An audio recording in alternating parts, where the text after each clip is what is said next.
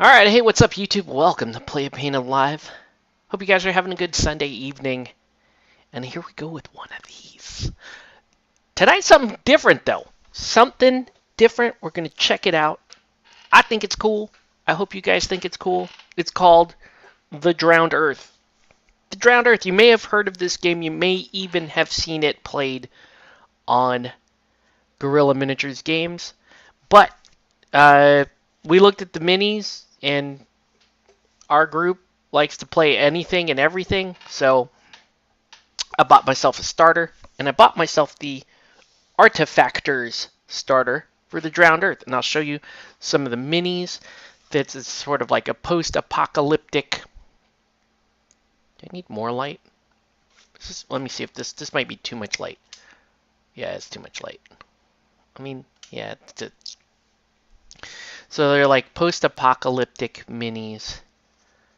So you could see elements of like prospecting, there's kind of modern gear, but also like just mixed eras, right? So that's one of the minis in the starter, the least impressive mini. So I'm going to go from least impressive to what I consider to be like most impressive, all right? So, or I think what most people will think is most impressive, all right? So there's this mini. Now, I don't know how well you can see the face here, but the facial expressions on these minis is actually quite good.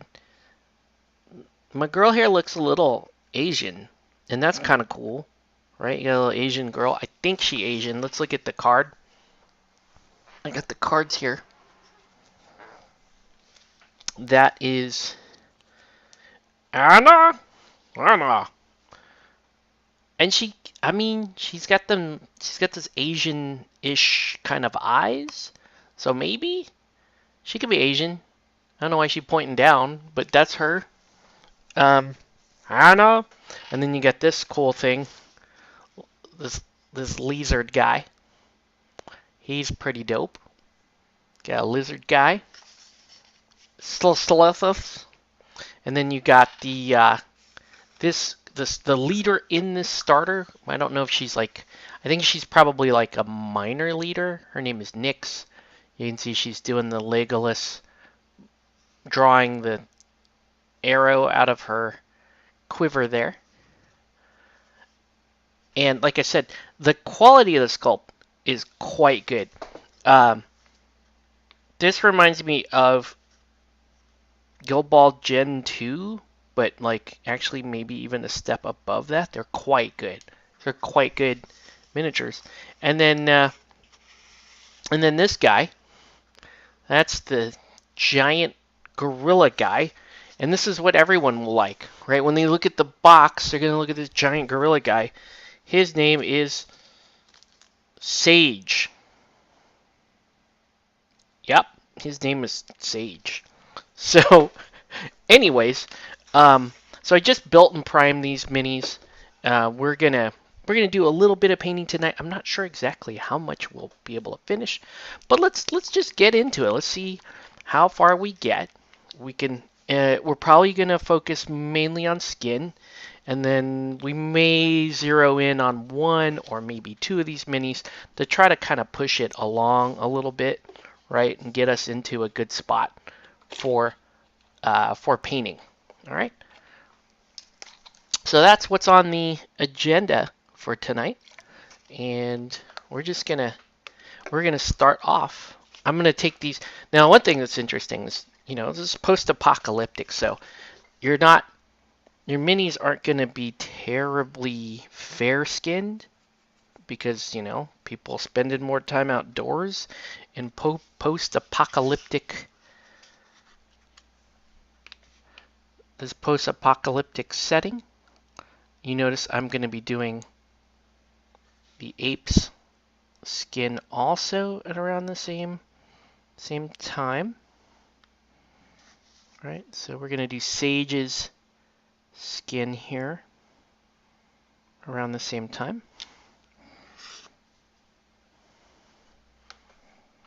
But yeah, if you're just joining us, welcome to Play It Painted Live. Let us know what you're painting, what you should be painting. How you feel about these Drowned Earth miniatures. So far, I think they're quite nice. I'm still a guy who really appreciates metal, good metal sculpts. You think about who's tops in metals these days, metal sculpting these days, still going to be Corvus Belli. Hey, what's up, Sean? Yeah, Bondsman. They do look pretty cool, and I believe that's the Bondsman is like the Merc faction too, so you can kind of mix and match. So that's cool. All right, we're gonna give Sage more skin tone here, right? But I think from this starter, most people are going to be looking at Sage and the Lizard Man as like the best sculpts. Or they're at the very least interesting. People really like. I know like most miniature games fans really like anthropomorphic animals, so always quite fun.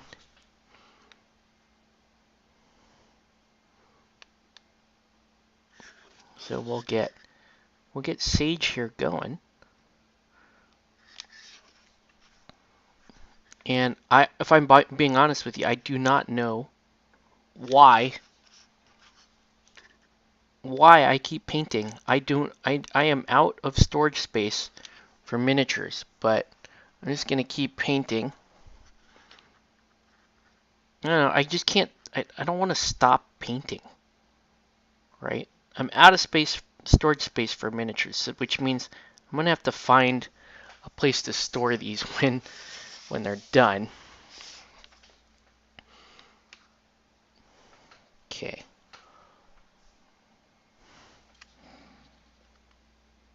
So we're gonna paint Anna's face here.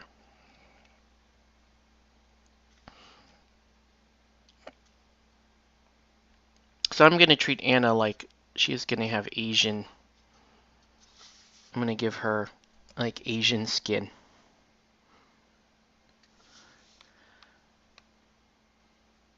But you gotta admit, right? That's a really nice looking model. I love that this is such a right. When you look at sniper models, you rarely see sniper models in poses like this where it's weapons, where the weapon is not even at a low ready. It's just a low pose for a sniper model. I think it's fantastic. I would love to see. It just makes it a little bit more interesting than most sniper models, which are usually taking aim. This model has a more fun pose. And the funny thing is, as 2D as this model is, as 2D as this model is, the little twist here in the hip kind of gives her some energy. Plus the pointing down motion, which I still don't understand, but I'm going to appreciate it for what it is. That's also quite cool as well. But this is definitely one of those scenarios where, we liked the theme. I looked at the sculpts. I liked the sculpts, and I'm like, okay, let's go for it. Let's do it. I guess I'll give her, a little ankle showing there. I don't know. She might be wearing a sock on the other foot. Now let's go ahead and. But she definitely. So there's a lot of like pickaxes. I notice every mini kind of has a pickaxe. See a low rise to her military pants here. Right? There's that. Okay. Let's keep going. So here's the squad the squad leader, Nyx. Nyx is a ginger redhead. So this is going to be interesting because I'm going to be painting a ginger redhead with with pretty tan skin. Is that skin? No, that's so this is all cloth up that way. This is obviously skin here. The elbow.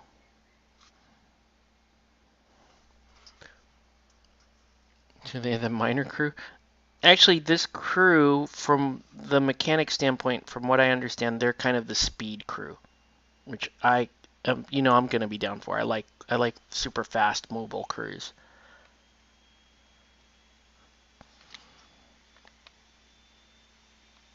So that's a big reason why I picked up this starter, because I'm like, I like the look of them, and they're supposed to be the speed crew, so I'm down with that.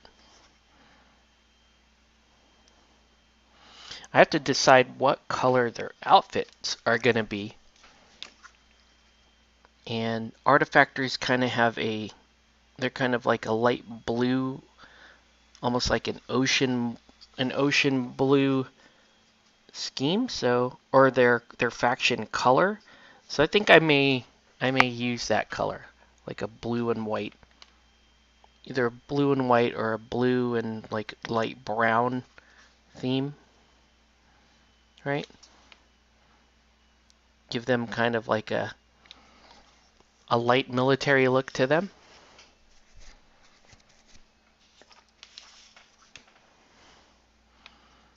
But I think from a fluff standpoint, these models there's like supposed to be like the models, the crew, the faction that's like searching for artifacts.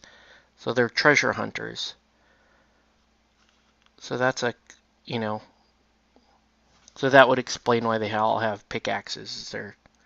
They're digging for treasure. Okay.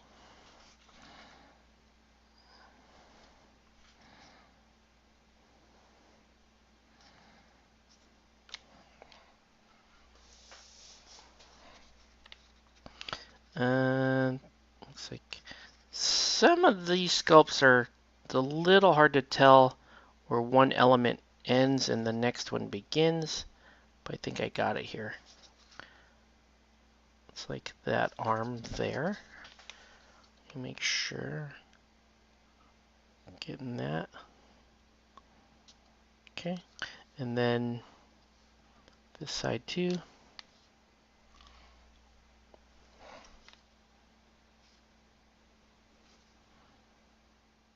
So yeah, they're like a prospector type.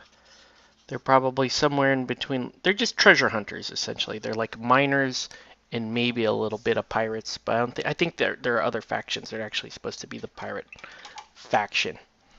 All right. Let's work on some eyes. Again, this is normally how I handle um,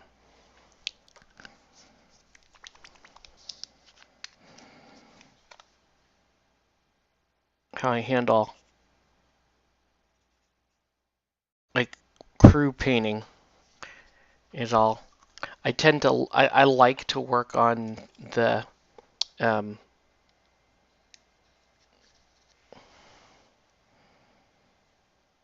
the skin and faces first, and then it makes painting the rest of the models go a lot faster.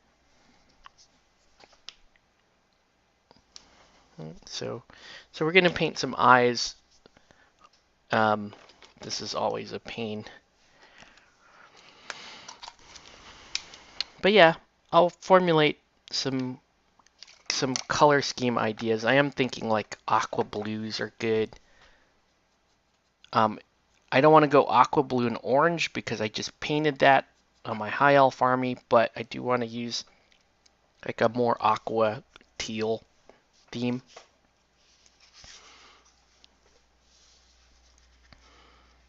All right. This is where we have to paint in some eyeballs. It's always a little tricky.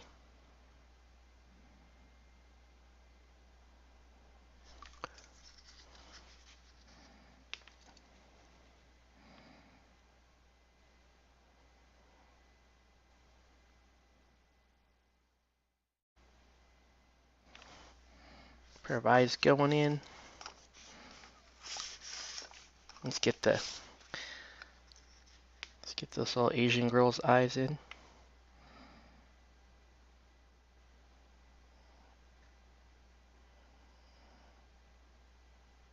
She does have quite the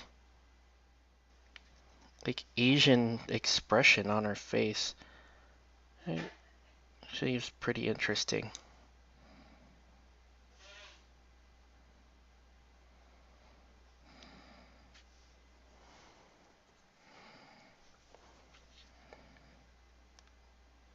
So Sean, we playing some BMG? What are your thoughts? We could play BMG, we could play Bushido.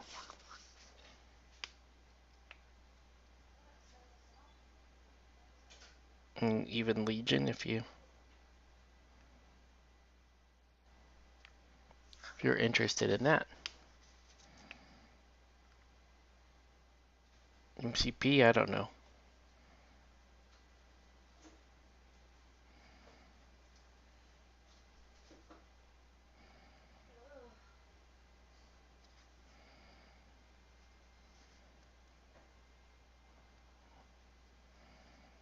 Okay.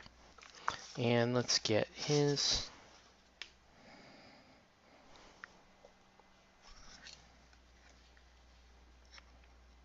The problem with this guy is going to be the fact that he's holding up a lizard and looking at that lizard. It's going to make painting the eyes a little trickier than normal. But we'll find a way. Alright.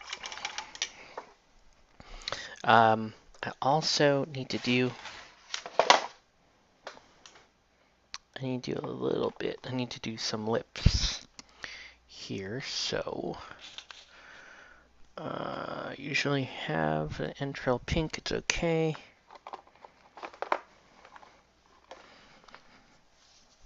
I'll use Susan G. Common pink. You bring penguin? Nice, nice, nice, nice. Okay. Dope. I'm not sure what I want to play, either birds or I'm thinking either birds or Two-Face or Court. All right. Whoop.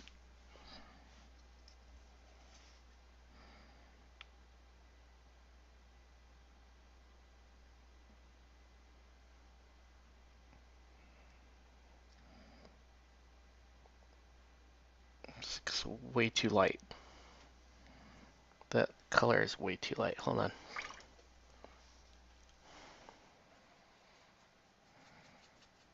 That's better. Okay.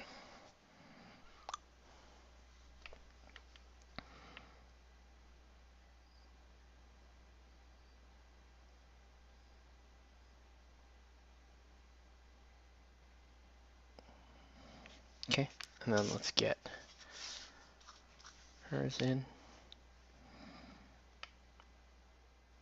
The faces actually have a fair bit of character to them that I like. Right? They're not that same angry GW face you get all the time. Alright, let's start putting the whites of the eyes in.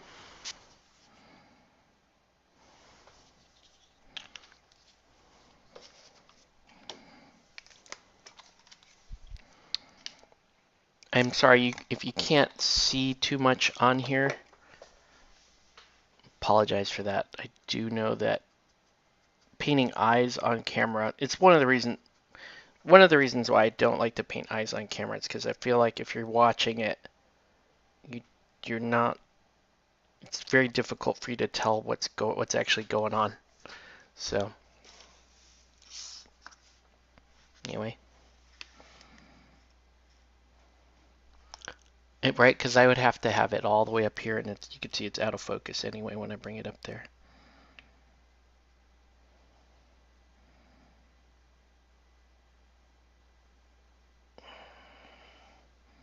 But it's okay. We're going to see what we can do here with this model's face.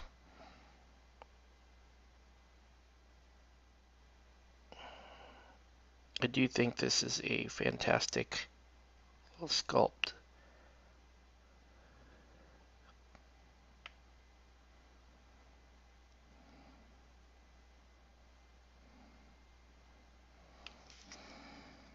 There you go.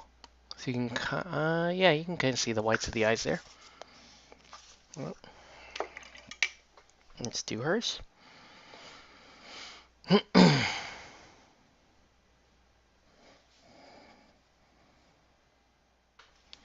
Well, hopefully these look pretty cool by the time we're done.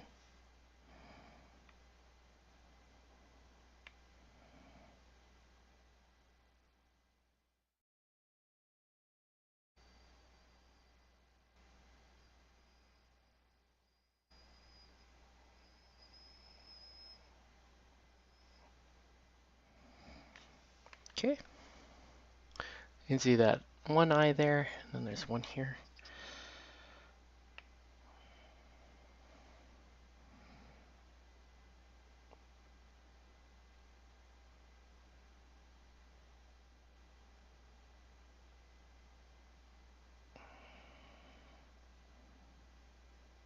There's some very expressive faces on these sculpts.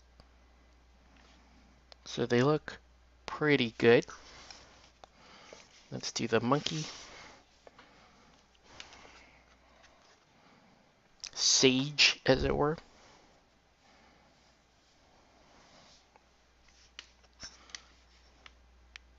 Did I already do his?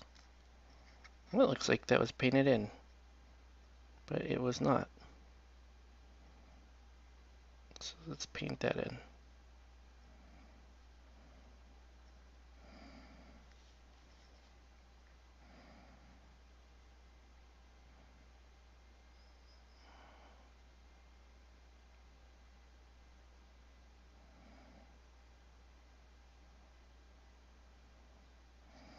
There we go. And then let's put, last but not least, this guy.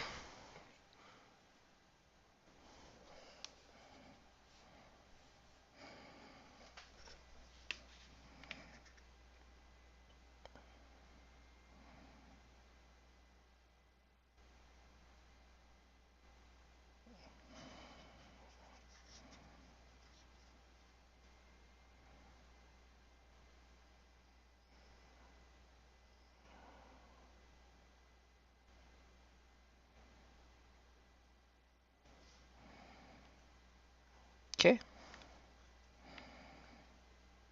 And we go there. There we go. Let's, alright. Almost done with the eyes. Just need to do this last part here.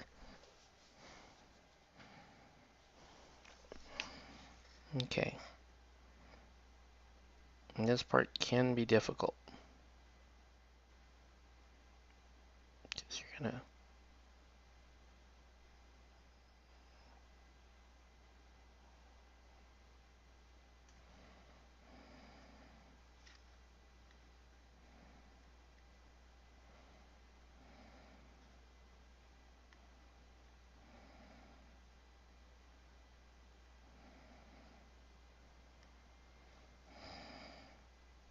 I don't know if you can see that eye or not. But it did get in there. This eye on this side is like impossible to dot without it covering everything. So what I'm going to do, I need to make that white a little broader so I can actually fit a dot in there.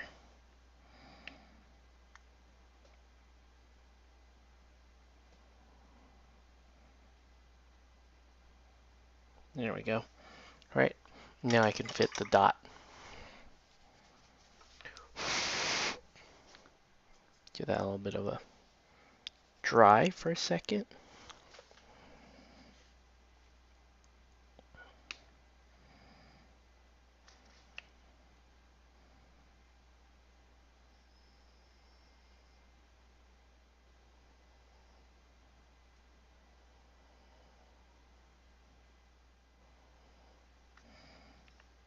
Okay, that's looking pretty good. I know it's like almost impossible to see on screen. And again, more reasons why I do not do eyes during streams. It's just too hard to follow. Alright. Yeah.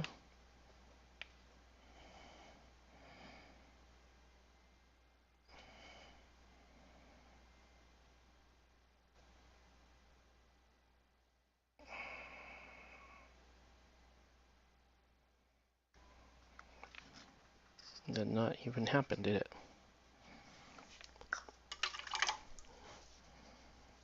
Right, if you don't come in and dot that eye fast enough, it'll just dry on the tip of your brush.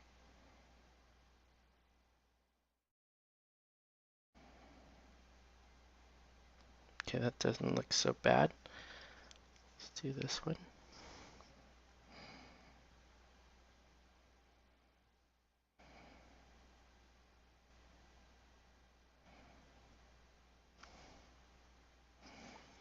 Didn't even hit it.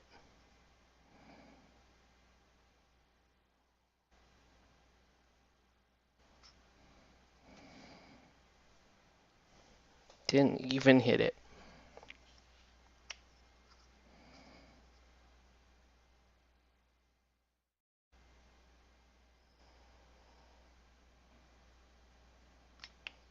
Okay, there we go.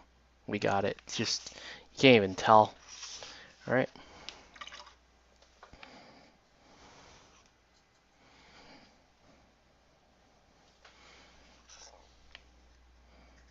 Okay, see if I can get this eye without screwing up too much of the model.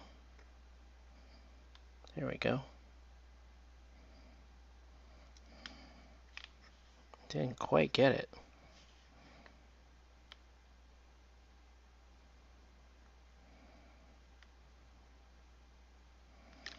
There we go.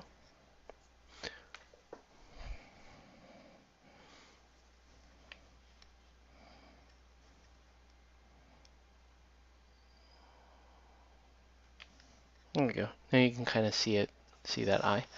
Alright, and then finally this guy.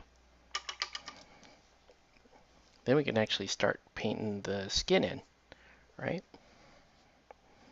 So the really nice part's coming up, where if you do a good job, then your model will paint pretty quick, because you're pretty satisfied with how it's starting to look. And that just tends to make me paint a little faster, because I'm a little more motivated. There we go. Okay. So now, let's go ahead and start adding our next color to this mix, which is going to be beige red.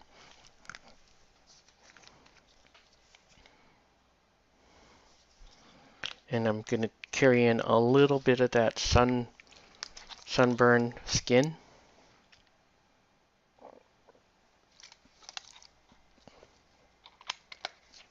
Right, we're going to try to make this skin look a little more believable.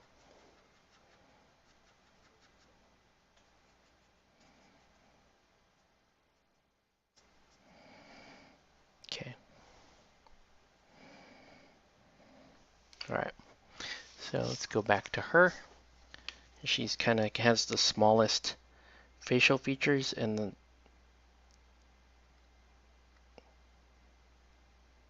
she has like the most delicate features.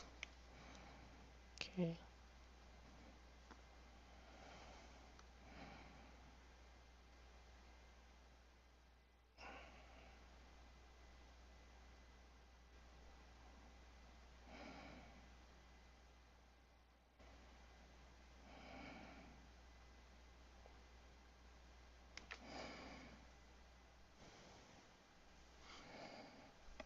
Okay. But I like her sculpt. I really do.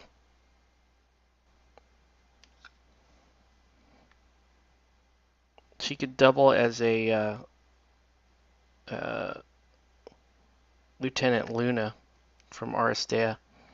Or if you wanted to have an alt sculpt Lieutenant Luna, she'd be a great candidate for that. Just really fun model. And really, really good expression on the face. I know you can't see that too well, so I apologize for that, but it's true. You could, if you were here like staring down at this model, you'd go, whoa, a pretty expressive face there.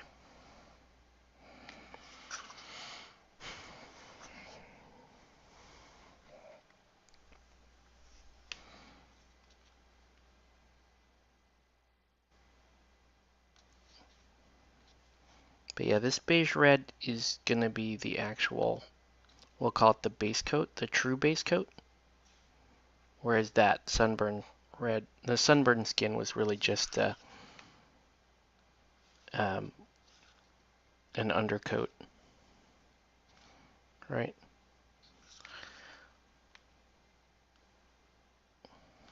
Some of it kind of, telegraphing through is kind of a good thing.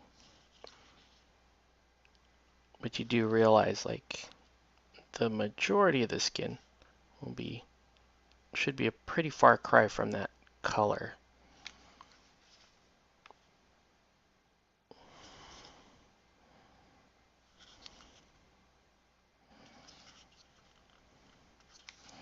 Okay, so that's first layer of the undercoat skin. Let's go ahead and get the boss lady.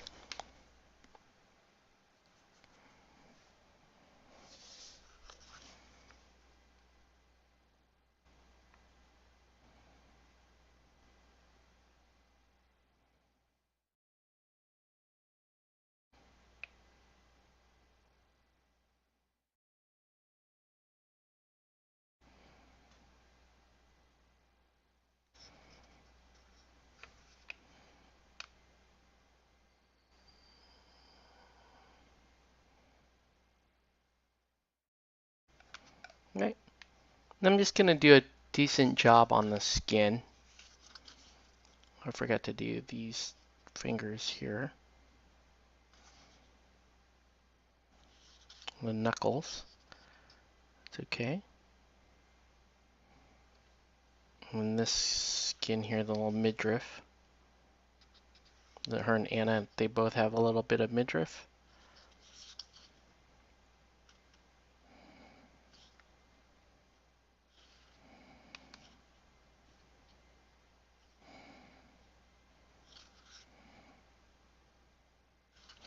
This skin should look pretty good once it's down. Hopefully you guys will be able to tell on camera, like, hey, that skin's actually going in good places. All right, so 1, 2, let's go ahead and do this guy.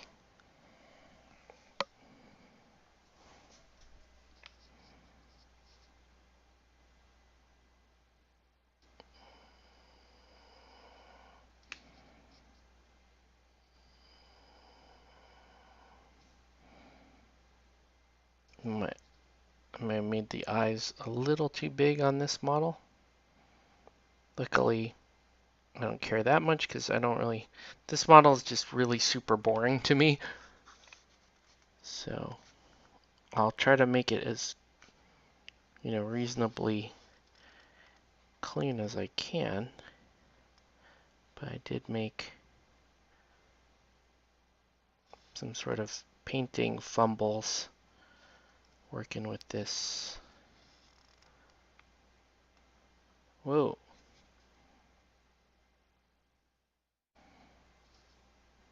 Okay. Yeah, he just looks weird. He has face paint and stuff, so I could if I really don't like his skin, I can do some face painting on it.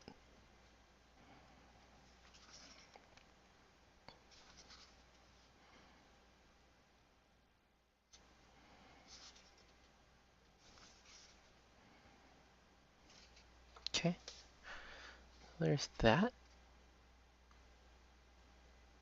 And then let's do the ape here.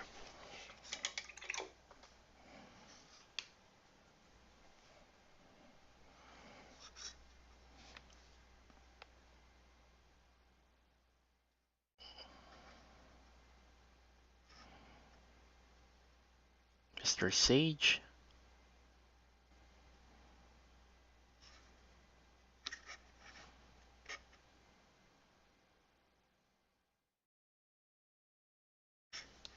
Okay.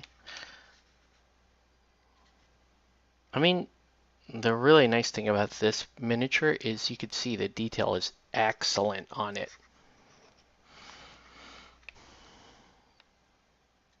Right? Drowned Earth minis are going to get my seal of approval. They do look pretty good. And I feel like you'll be pretty happy to have these as game pieces. Even this heavy, heavy great ape here, still a bit of a problem. I didn't even think that was supposed to... Okay, so there's that. And am I good? Am I ready to move on to the next color? Pretty much. Just trying to clean up this before it gets worse.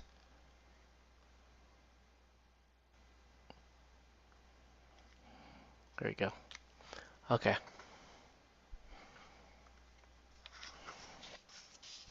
Did you get your ankles? Did. Okay. All right. Continue to step it up. So we're going to go to basic skin tone this time.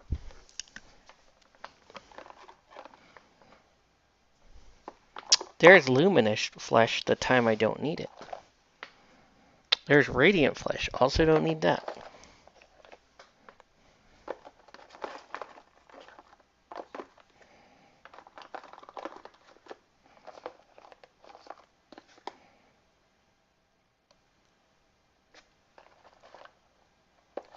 Sunny skin tone. Radiant flesh. Basic. Here we go. Okay.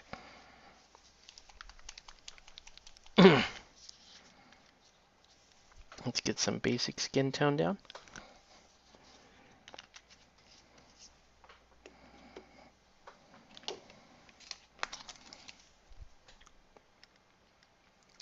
Okay.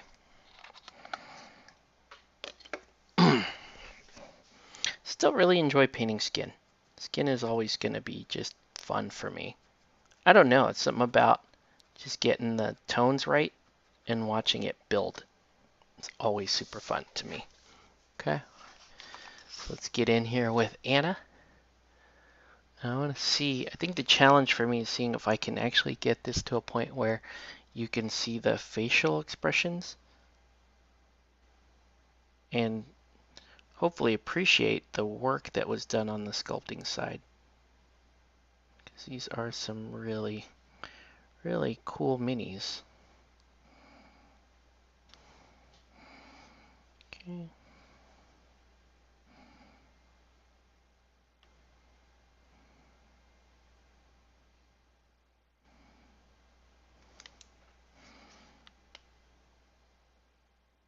And if this mini's looking a little too Caucasian, do not be alarmed. I do have a plan to get her to look more Asian. I don't even know if she is Asian. And if you look at the artwork, it looks like she could go either way. Right? But she is a really, really cool sculpt. I will give you that, no matter what color her skin should be. She is a pretty cool mini. Hey, what's up, Isaac Smith?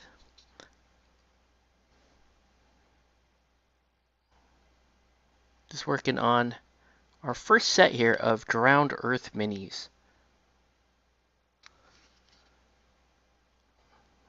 So, I'm sure at some point I will actually be trying out the game.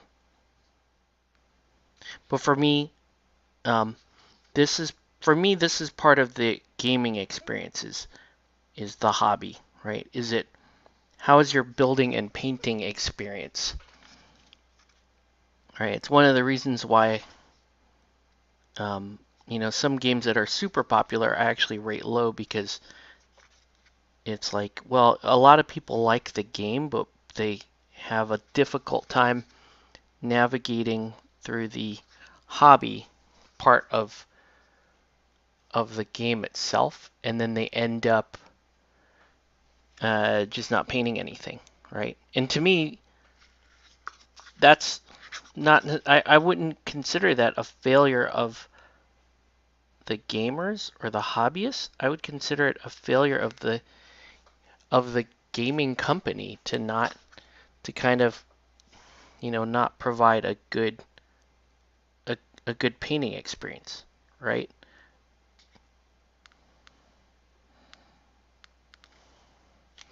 This one, I am actually having a really good painting experience with these, because I can mess with the skin.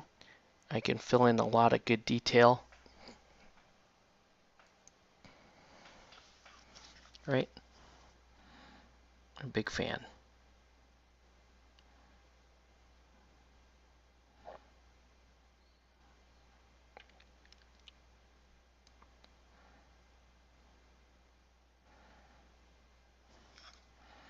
Let me see what I'm doing there.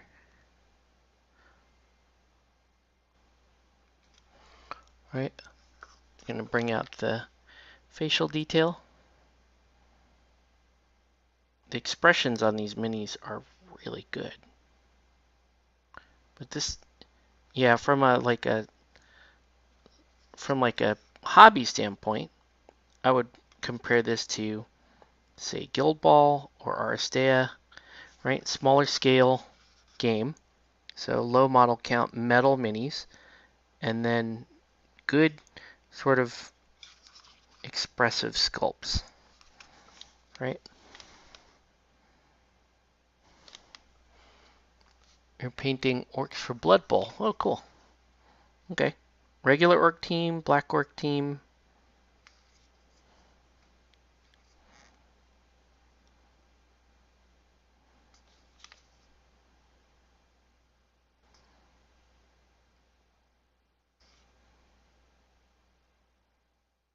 Blood Bowl used to be one of my favorite games to play,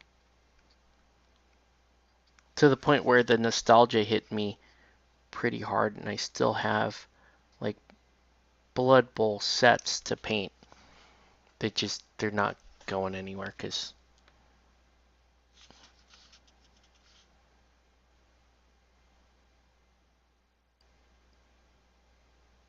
I just don't have the time or dedication to paint something like that.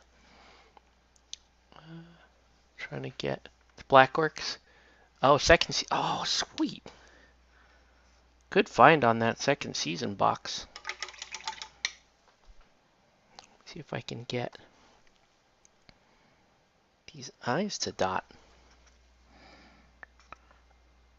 I thought for sure I got this, but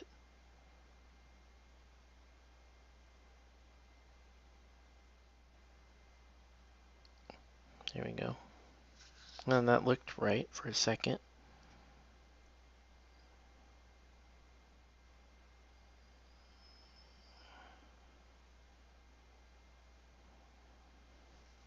There we go.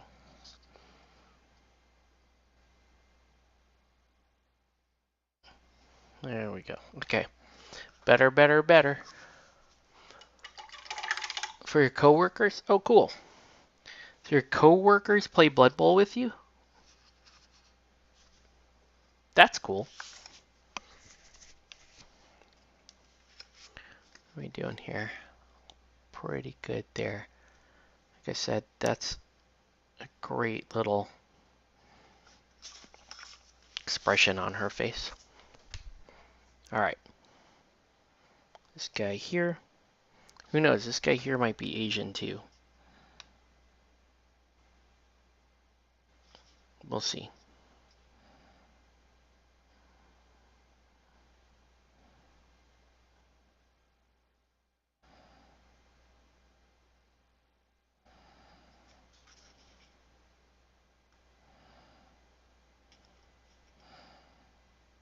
Okay.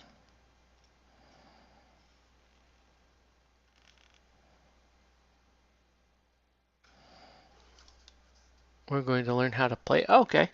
Have you ever played Blood Bowl before? Like, have you ever played, like, back in the way back?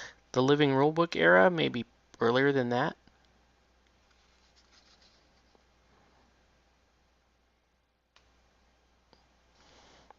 Because that was kind of my era to play Blood Bowl. Was Living LRB 4, Living Rulebook 4.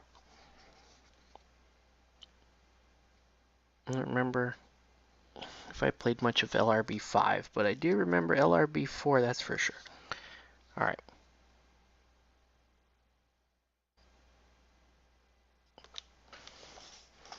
Oh, keep knocking the camera. You never played Blood Bowl. Okay. I should probably warn you of a couple things. Okay. I don't know if you've done any research on Blood Bowl, but are you familiar with the turnover rule? Most important rule to remember in all of Blood Bowl. And no, I haven't played the latest edition of Blood Bowl, but I know that the turnover rule still exists, so I should be able to explain this rule to you.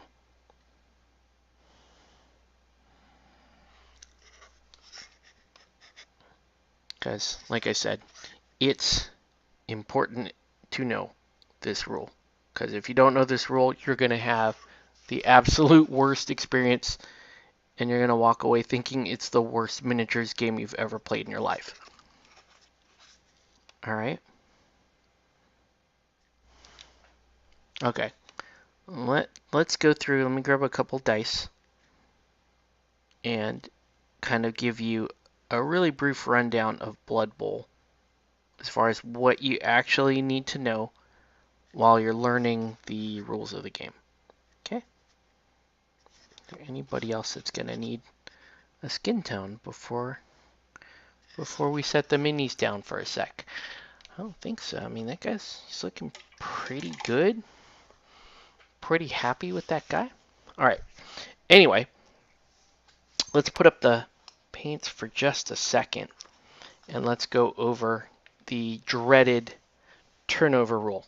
Okay?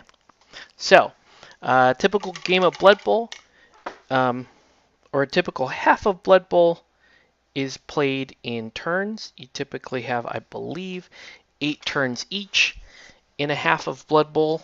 So 16, you'll have 16 turns total by the time the game is over. Now here's the crazy thing. Blood Bowl, if you're going to play like your classic Blood Bowl with the actually all the rules built in, is on a timer. You have 16 turns to play your game, but you only have two minutes to complete your turn. Okay, 2 minutes in like a standard crazy time game. And you have 11 players, up to 11 players on the board at any given moment. So you have to act fast. You have to think fast. You have to have a good plan. Now, as you're just learning Blood Bowl, they'll probably not run a timer on you, right? I think timers only for like the most hardcore gamers, or for if you're playing in a tournament, you should be running a 2-minute timer. The game comes with a little hourglass, a little mini hourglass that I think is set for 2 minutes. So that's the length of your turn.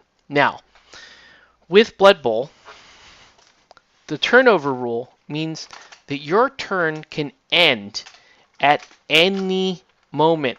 I just said you had 2 minutes to complete your turn, but if something goes wrong, your turn can end at any moment. Some examples of this are If the ball's on the ground and you run to pick up the ball and you fail your agility check to pick up the ball, your turn is over.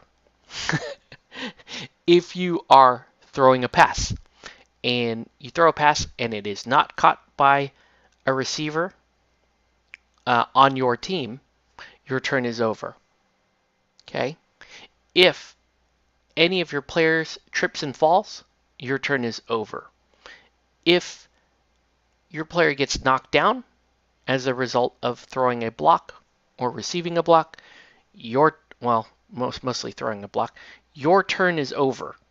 Okay? Did you go through that? Your turn can be over for a number of reasons, and you only have 2 minutes to complete your turn. So, a very simple philosophy of Blood Bowl is this. Don't pick up dice unless you absolutely have to. Okay? Do not do anything that requires you to roll dice, and not just d6s, but block dice. Okay? Do not pick up, I'm going to stress this again, do not pick up dice until you head to the end of your turn.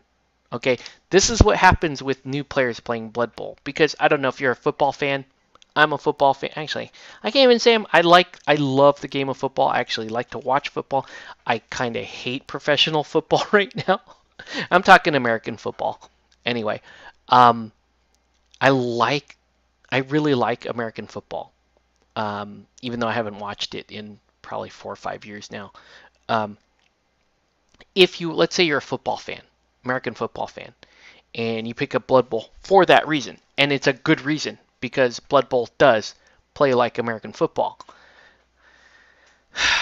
When the ball on the kickoff, when the ball's kicked over to your half of the pitch, let's pretend this is the ball. Okay? This is the ball. Here's your quarterback or whatever ready to pick up the ball. So the ball lands there. Then it's your turn to go, and you're going to go, oh man, okay, first thing I'm going to do is walk over here and pick up that ball. Let's roll to see if I pick up the ball. Oh, my turn is over. Okay? So, that's why if you do not understand this, you will hate the game of Blood Bowl. Okay?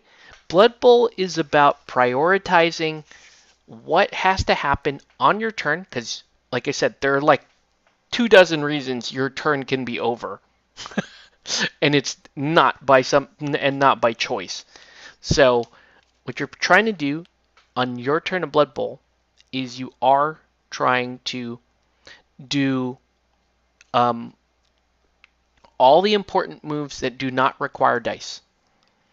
Then the less important moves that do not require dice. Then the critical moves that require dice.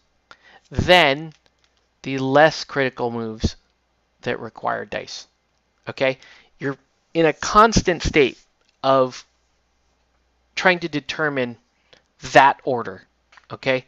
Ball's kicked off over to here. Okay? You have 2 minutes to go.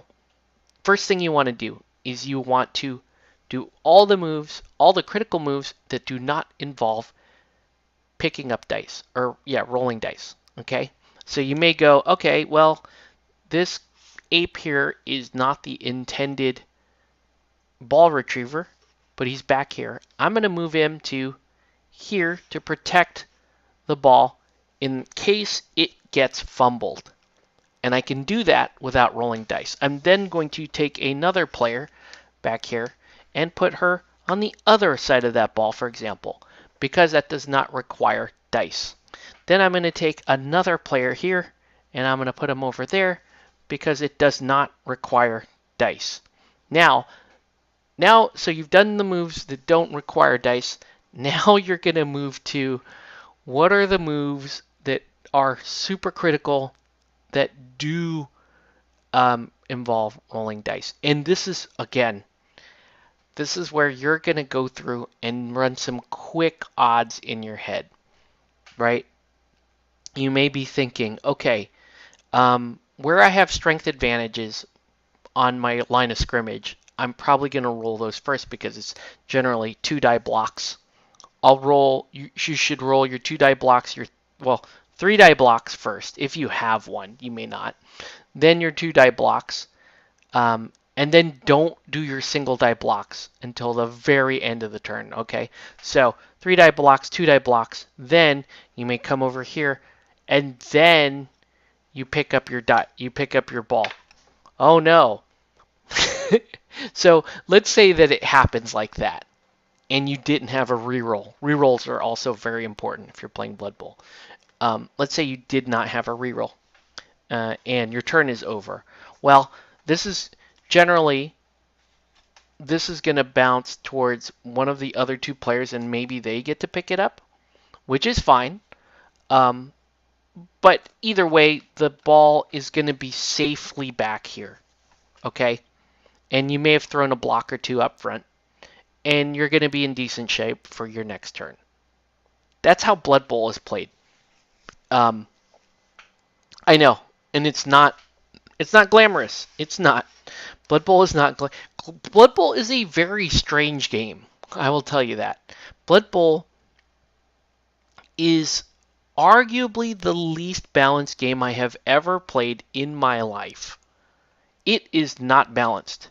There are simply teams that will just destroy and steamroll other teams. There are teams that are objectively good, and then there are teams that are objectively bad in Blood Bowl. Okay? I know people are going to go, player skill, player skill. I know, yes. Blood Bowl requires an insane amount of skill to be very good at. But there is a tier system in the teams, in the rosters. They are not balanced. So bear that in mind too. If you're playing the standard orcs versus humans out of the 2-player starter, you should be fine. Okay, you're good. Just play that's fine. When you get into other teams like, oh, I'm going to play Nurgle versus halflings, understand, that's not an even match. Or if you play dwarves versus Amazons, understand, Amazons are in for a terrible day if they have to play again. Dwarves are kind of awful in that game. They're just so stupidly good. They have amazing rules. They're just annoying. Anyway, when you get into teams, then you start selecting, like, okay, what kind of team am I playing? Am I playing a high-scoring touchdown team, like an agility team, or am I playing like a grinded out team that's gonna win 2-1? That's a very common term in Blood Bowl, again, too. It's like, oh, I'm playing a 2-1 game, meaning you kick off the ball in the first half. You stop the guy from scoring. You score one, and you grind. You just grind this guy into the ground. You just do nothing but block, block, block, block, block, and just slowly march that ball downfield, and then score on the very last turn of the first half. Then you receive the ball in the second half and grind your way, grind, score, and then you're trying to hold off that score that he's going to score as late as possible so that he just doesn't have enough time to catch up, right? That's your classic 2-1 game, and you'll see dwarves are the gods of the 2-1 game. And then you have like other teams like Nurgle too, gods of the 2-1 game. But then you have some other teams like some of the Chaos teams are more of like just pound the guy into the ground and try to win 1-0, just try to force as many injuries as possible. And then you have on the other side of that, you have like Wood Elves or Skaven that can score a lot of points and just keep putting points on the board. It make it hard for the other player to keep up. All right. I'm sorry for the Blood Bowl thing. I didn't even go over block dice and how block dice work. But you'll get to know that kind of stuff. And then, if you have any questions, you can ask me questions about Blood Bowl in the Discord. And I can. Now, I will warn, I haven't played Blood Bowl in probably a good 7 years or so, but the rules, even with the latest edition, the mechanics have not changed with some major exceptions, like passing. Passing is a different thing in the latest edition of Blood Bowl. And I think that's what kind of ruined the latest edition of Blood Bowl. Actually, the fact that GW picked it back up, had they not made any rules changes and just made new sculpts, they would have been sitting hella pretty in Blood Bowl. They would have been fine. I would have been playing Blood Bowl at this point. But what they changed pissed so many people off. Don't get me wrong, Blood Bowl's still playable, but compared to where it was in LRB 5, this is an embarrassment. They should really GW need to walk this back. They need to walk back the major rules change that they made. And it was around passing, and it nerfed like half the teams in the game. So I will just say this right now. Agility teams in Blood Bowl are hurting. I mean, Wood Elves are still one of the best teams in the game. Skaven is still a very, very, very good team. But if you're talking about those kind of middling edge teams like High Elves, Pro Elves, even like to a lesser degree like Necromantic and stuff like that, those teams kind of got hurt a bit. Elf teams in general got hurt a lot by the change. It was like almost targeted against elf teams. They're still good. Don't get me wrong. Elf teams are still good. Dark elf teams are interesting. But yeah, just play a bashy team in Blood Bowl and you'll be fine. Human teams are actually, they're still kind of where they were. They're always kind of middle of the pack. And your orc teams they're solid. Orc teams are quite good. More info on Blood Bowl.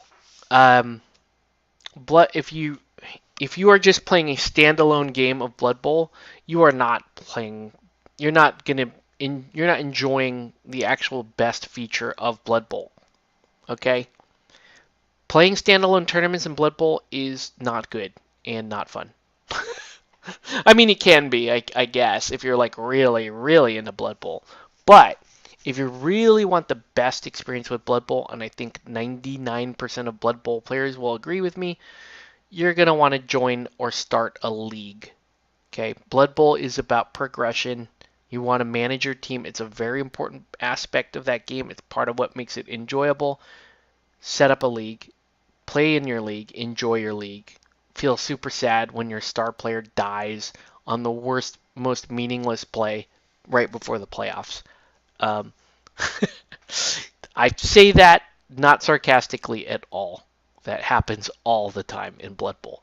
And it's kind of the best and worst thing about that game is the progression and the league features are super, super good. Okay.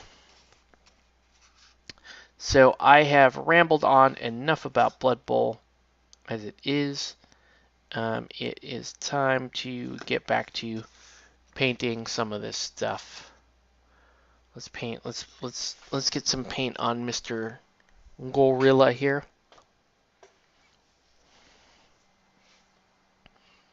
Yeah, hope that was reasonably informational on Blood Bowl. Like I said, let me know if you have any questions. Very strange mechanics for Blood Bowl, and it is very much an acquired taste. Don't be surprised if you absolutely hate Blood Bowl the first time you play it. This is the worst game ever. And if you come back and tell me that, I actually won't disagree with you.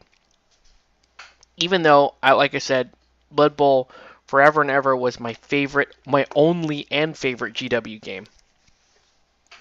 when the players ran it, it was fantastic.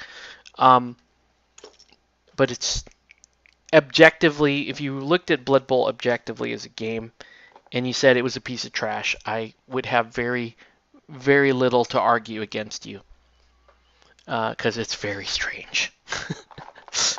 Very strange game, but can be very exciting and very enjoyable for what it's worth.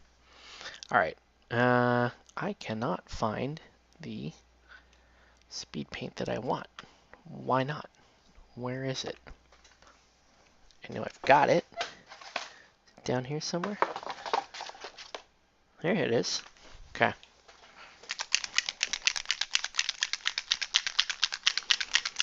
I'm gonna put a little. So we're gonna do black fur on this gorilla.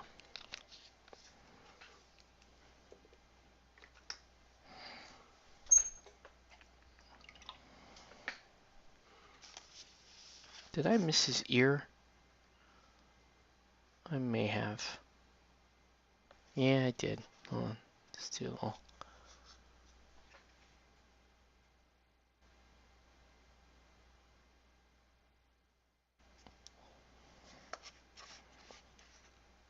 So yeah, Blood Bowl. Just like I said, don't pick up dice until you absolutely have to. It's probably the most important thing to remember in Blood Bowl.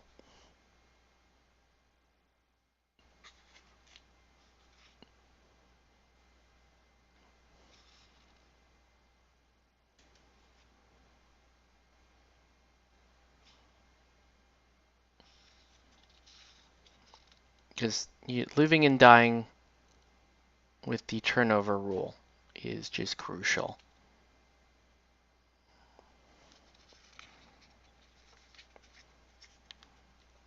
Look at my man here with this cool gorilla-ness.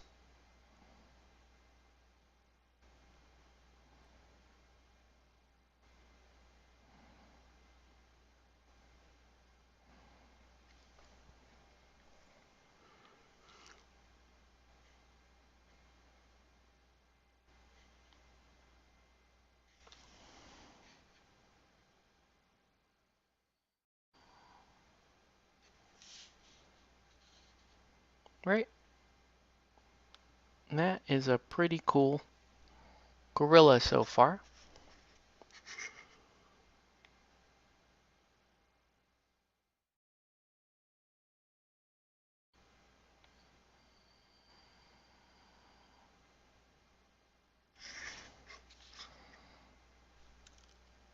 I love that. Look at that guy. He's Cornelius. Get your hairy paws off me, you damn dirty ape.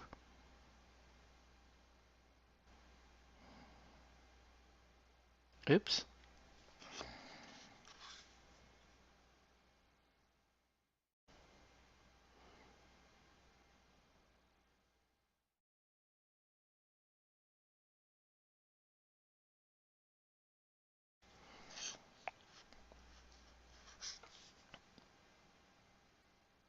I'm trying to decide, do I want these to look a little bright and ridiculous in terms of their clothing, or do I want to try to keep them a little more realistic looking?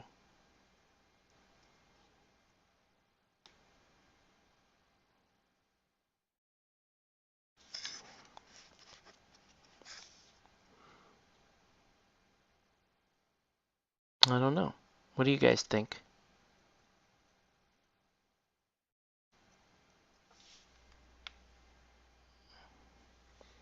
It's pretty cool.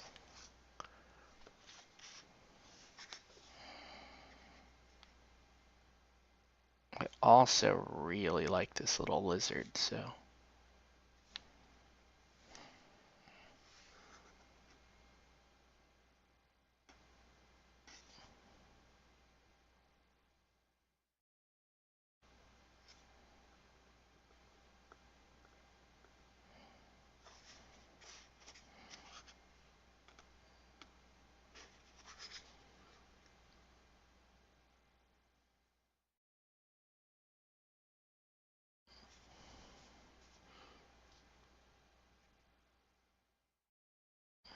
Oops.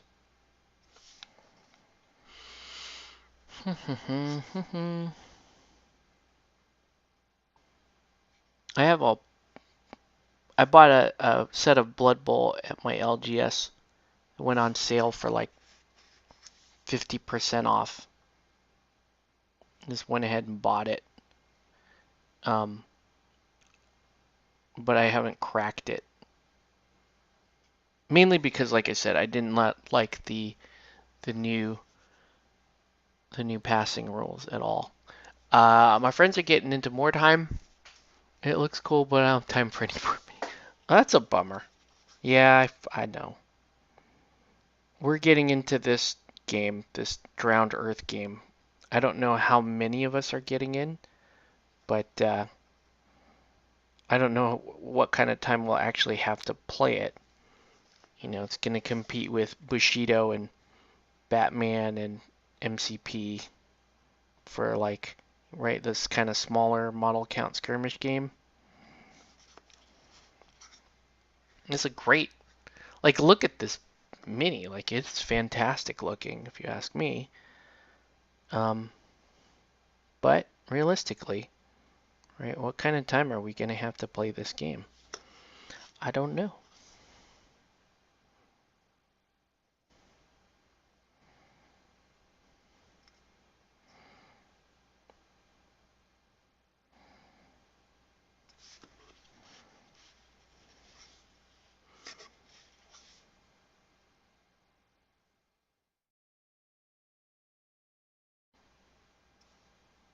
Can we end up doing like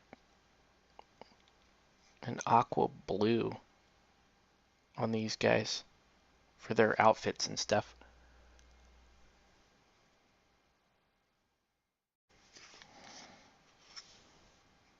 You know what? I will tell you right now, the game I really want to get into right now, I've just been like really kind of piqued my interest and I've just been following and following lately. Been watching like all the YouTube videos on is gonna be Middle Earth strategy battle game. Just looks like the most interesting game to me. So like really, really like interested in putting together an army for that and playing it. I think that would be super cool.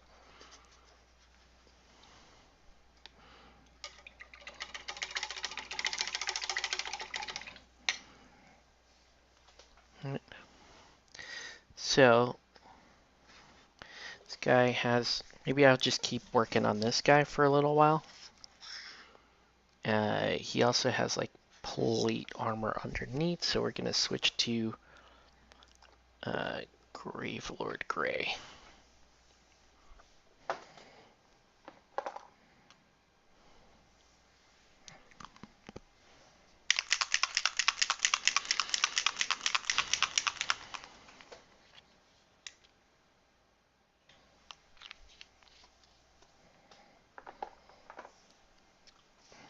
And we're gonna get him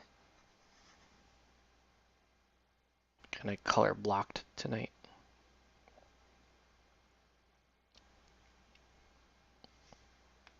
Right? And there's the Gravelord Gray going down there. Let's give him some Gravelord Gray here. Right? I want it to look like he's gonna wear an armor. Whoops. Armor there.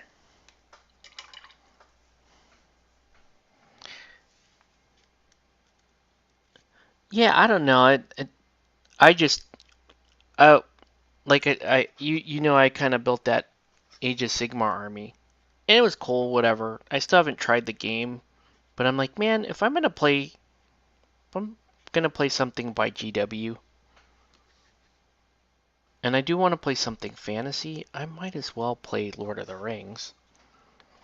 It does seem like something I would be like down for playing.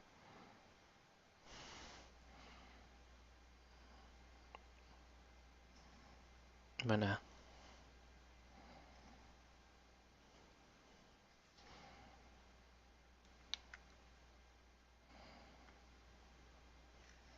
Okay.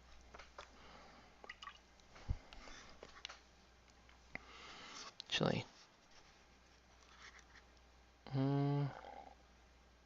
Okay, so he has like leather armor. Let's see. How do I want to do the rest of his outfit? Well, let's get the rest of the fur down here.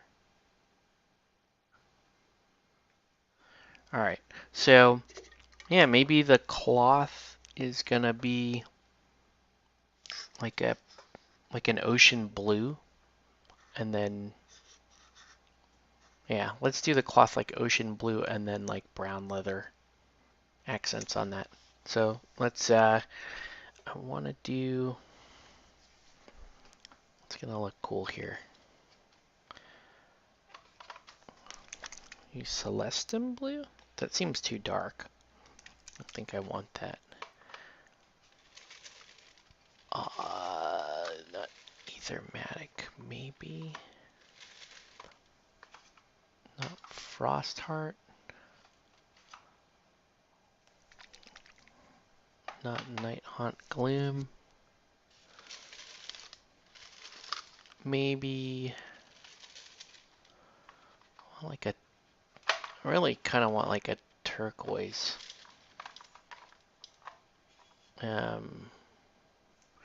Archelian green is a cool color, but I don't have enough of it. So skip that.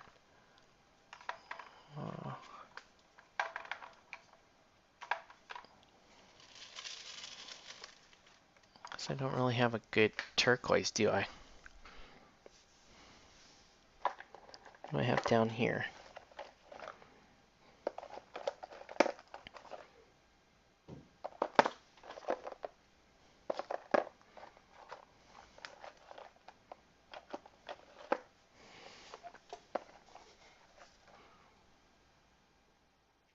This archaic turquoise is cool. I could do that. Archaic turquoise. It seems kind of cool. Let's try it.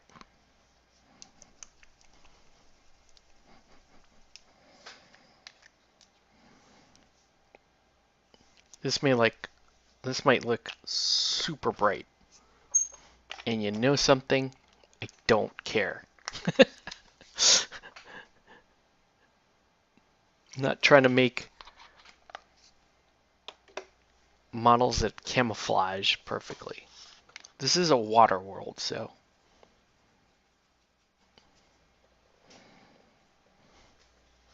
Alright. So yeah, let's just do.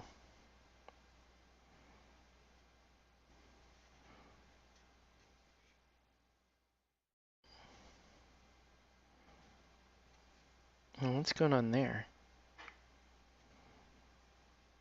I guess it's all part of the same sort of shirt.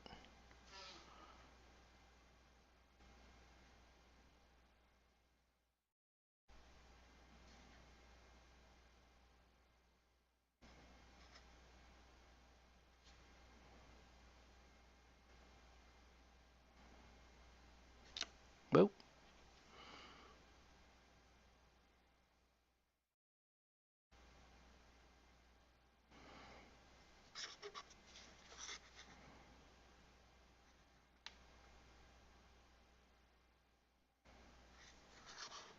Yeah, so the colors will be like this.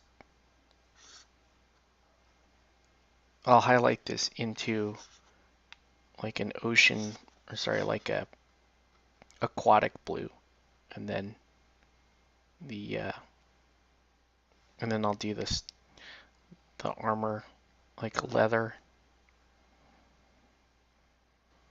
Right? So it'll be this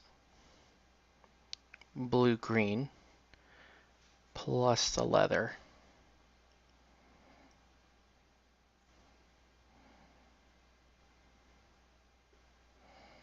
Ooh. Making some mistakes on this, but it's okay.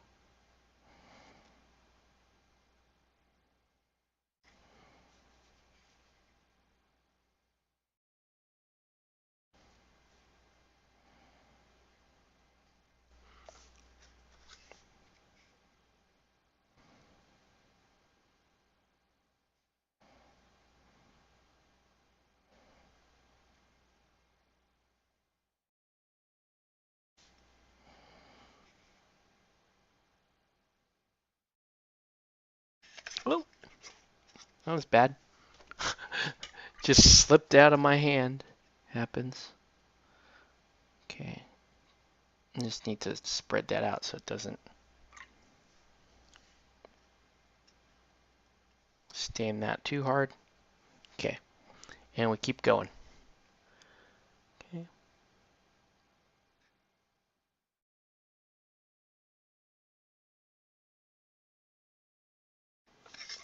Okay. And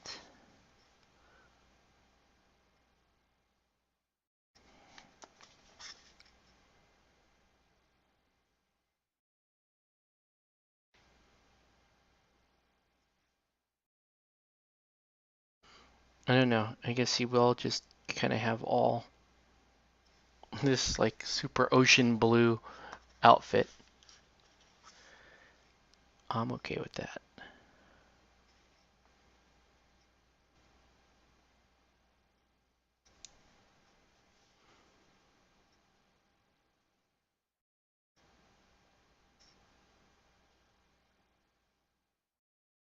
Okay.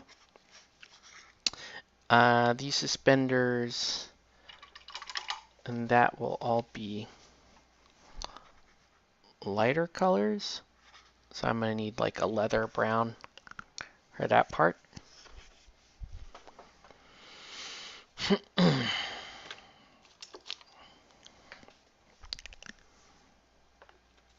So it's nice to be, it's my favorite use for speed paints, right? I just like to block everything with the speed paint prior to actually going in and painting it. It just makes life a little easier.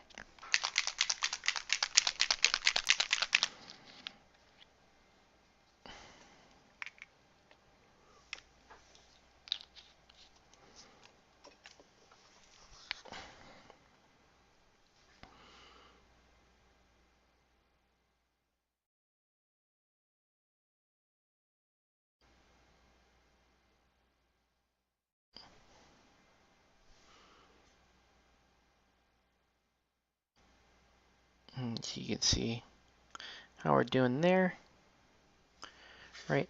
This backpack will be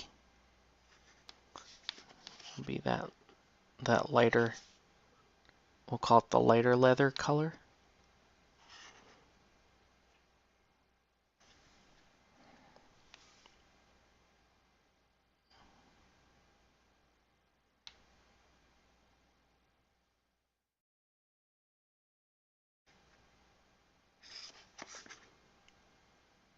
It's basically just a rip off of snakebite leather. But yeah, I am interested in painting a Lord of the Rings warband and trying it out. Just because I don't know. Like I said, if I have to play something like that, I want to play a theme that I'm going to have fun with. Lord of the Rings minis aren't as bad, like detail wise and painting and hobby experience wise. They're a little easier on your system than, full blown AOS minis. So there's that too. Just get that on board like that. Okay. And then let's do some areas like this. Right.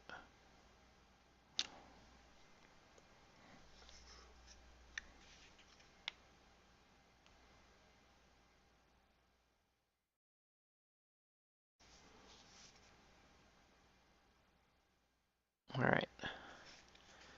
And we'll go like this.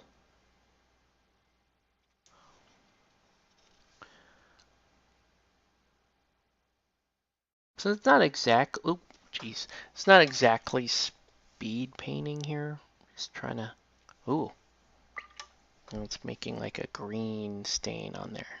Let's get that out. There we go. We'll be able to highlight that back to a nice looking color. And I kind of want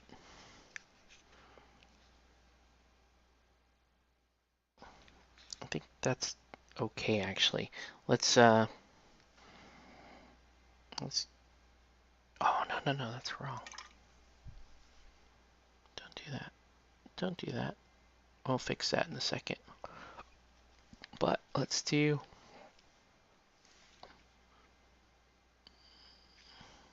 just leather straps back here.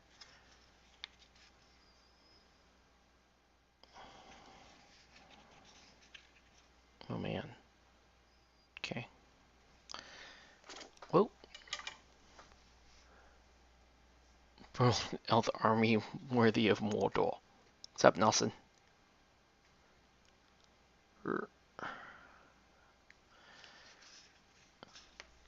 He has these cool turtle shell knee pads that I want to get. I'll get at in a second. And then let's also do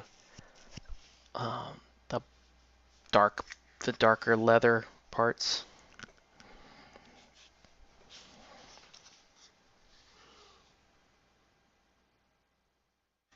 All right.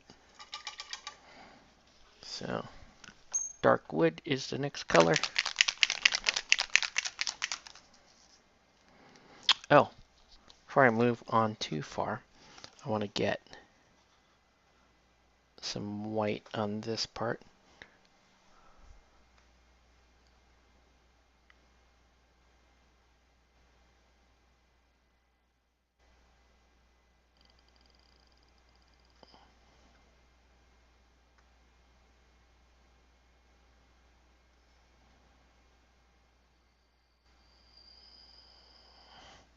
Okay, and then, all right, so now we can do the dark wood.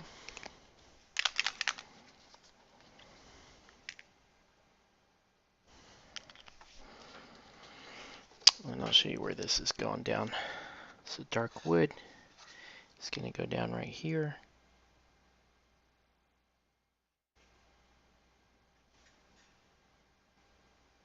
Right there, right here.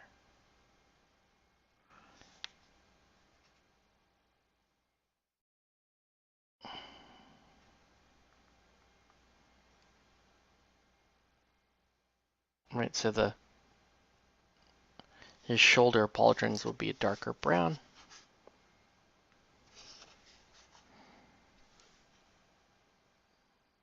Oops, no, that's right.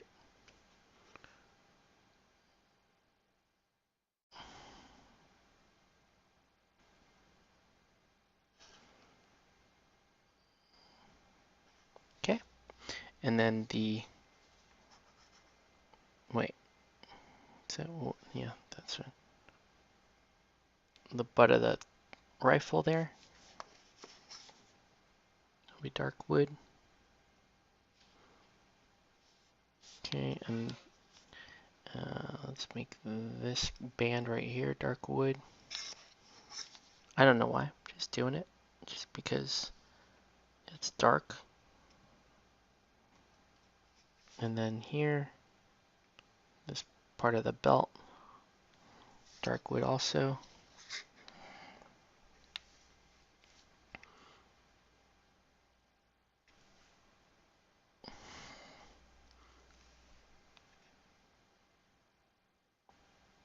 Wait a minute, I think I just may have grabbed the wrong color there. Looks like I did. Okay. What about you? Are you the right color? Yes, you are the right color. Okay. There we go.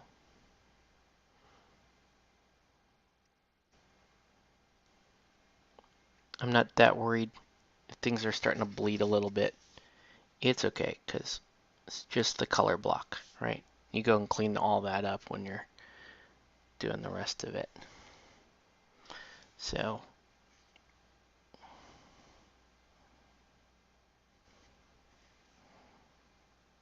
okay.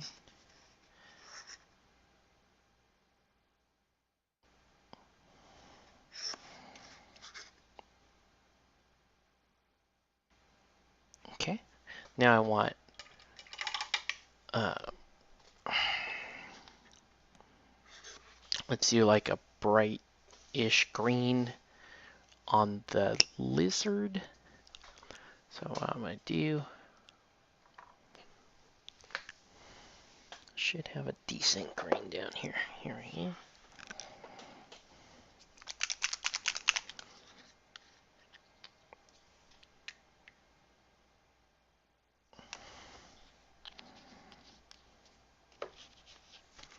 Yeah, I'm going to get us a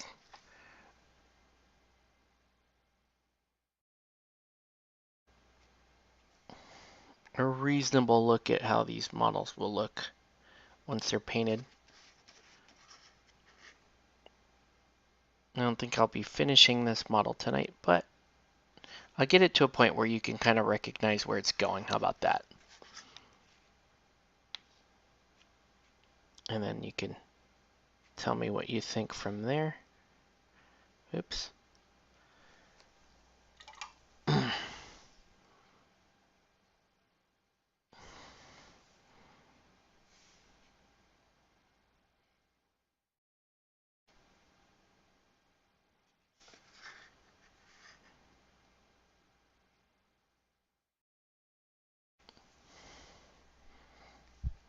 All right, and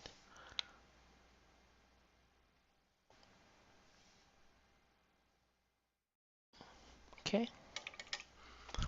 Let's go ahead and go in with, oh, let's do the turtle shells, that green also. Right, the turtle shell knee pads, which I think is a really cool little touch.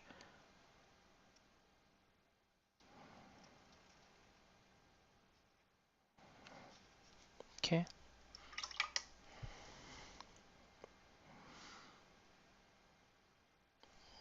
Continue to put that in. Right. Kind of little steel pieces out here on the pauldrons. Right. Just give you an idea that's what his armor might look like. Steel furniture there on the rifle. Okay. And then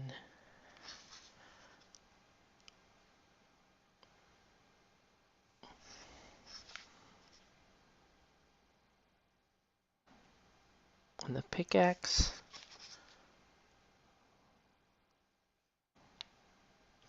Okay. Pretty good. All right.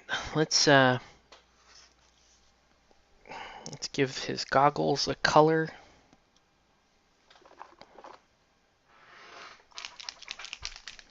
Okay. I'm wondering maybe green or orange. Orange. You know how I feel about orange. Really love orange. So let's do that. Or I could give him, oh, orange would be great. Really good.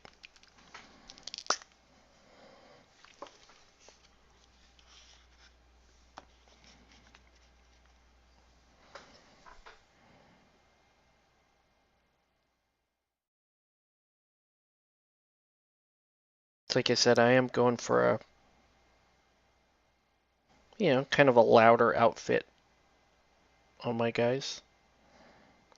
'Cause you guys know how I like doing bright colors. If we could see, there he is. Pretty bright colors on that guy. Uh,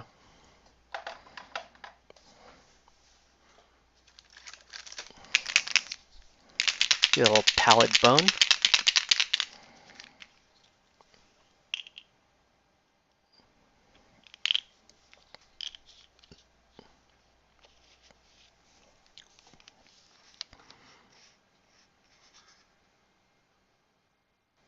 Right, so I want the wood on the pickaxe to be a little lighter. So we'll use this pallid bone for that.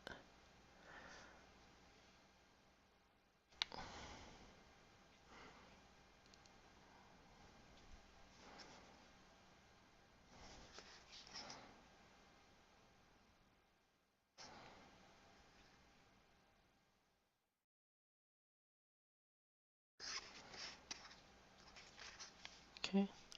And then let's paint the rifle. The rifle barrel there. Get that down. Pretty good. Right. So this should give you some idea where we're going with this guy. Now it's just a matter of uh,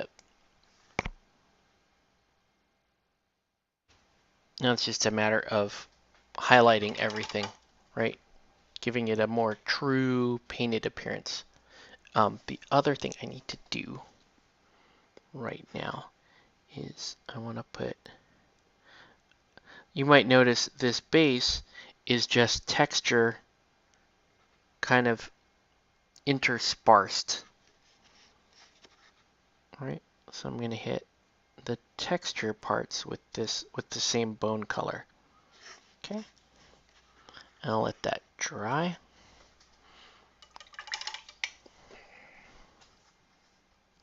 All right. So now I think the parts I want to start highlighting are the robes. So let's do that.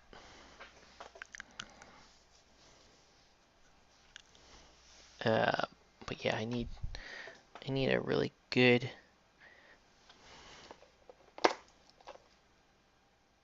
that's too deep of an ocean blue. Aquatic turquoise, here we go. This is what we're talking about.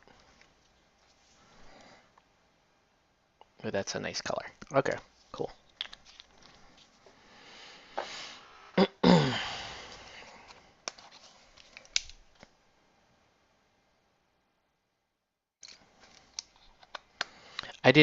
I even stopped finishing the other model I was nearly finished with the other night. Let me show you guys this.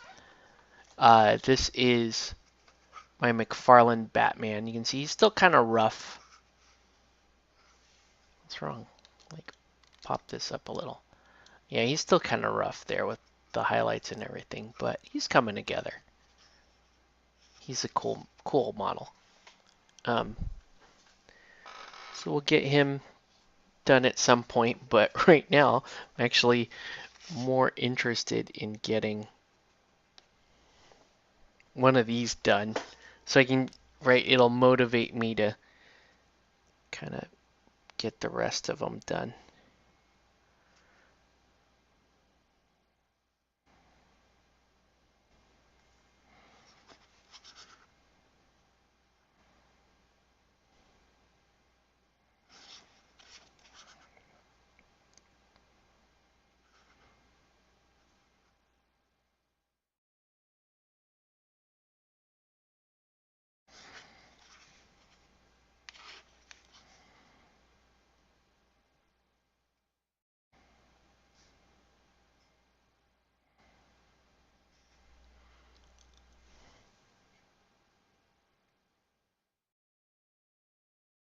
Yeah, I think I'm fairly pleased with how this is turning out color-wise. It's what I expected.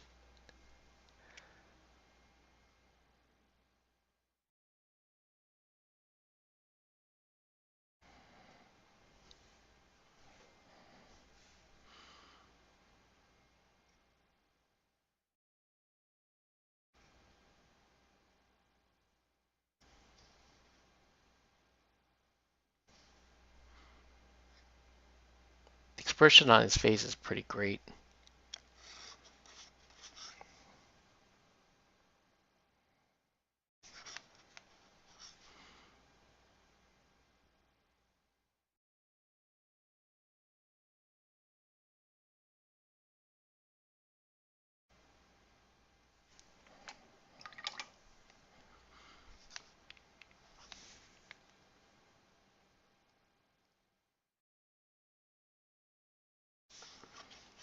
Okay.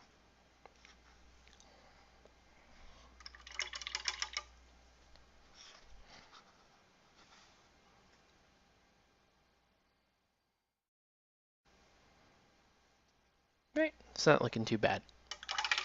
Not looking too bad. What else needs to be really highlighted here? I'm gonna put a couple little light dots on the goggles.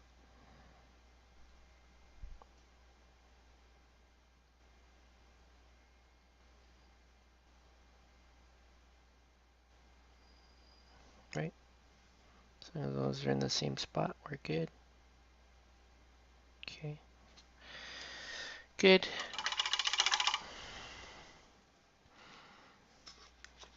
Deciding on this blue. It's looking okay. Maybe I need to mix a little bit of verdigris in there. Kind of get us a better, like a lighter aqua.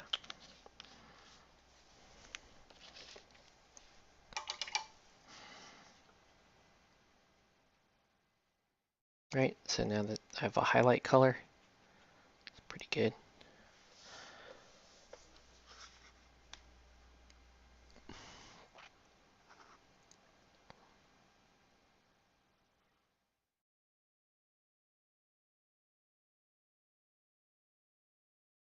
I don't know, what do you guys think? I think Sage is pretty fun.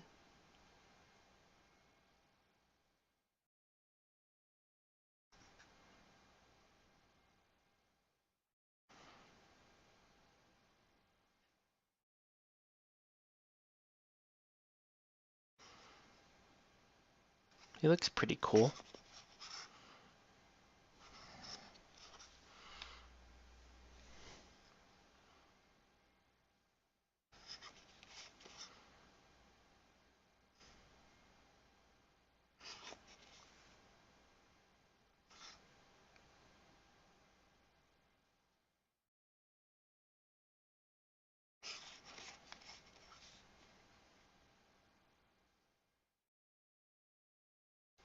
I'm gonna have to figure out what colors to use on the basing.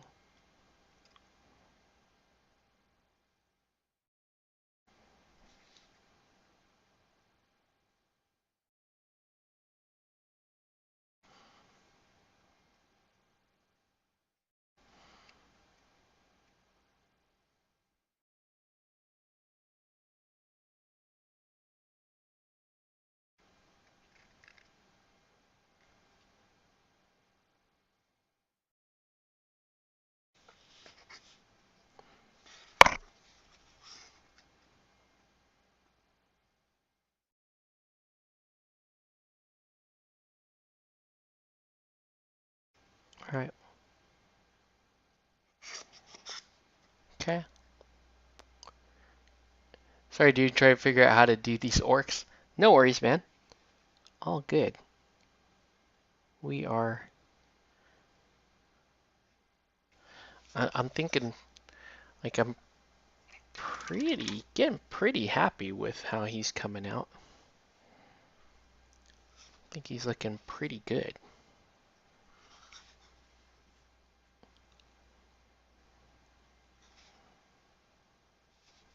Big gorilla dude like this dude. I think he's turning out pretty cool.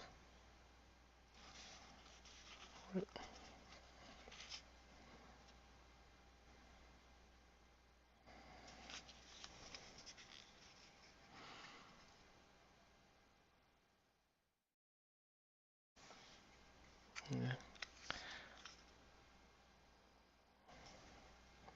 Right. I'll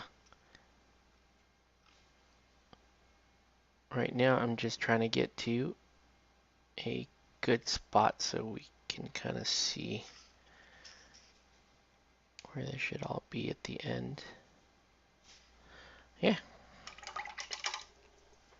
Pretty happy with that. Just needs to continue highlighting up, and I'll do a little bit more. I don't want fluorescent green. I want a light. I just want a light green.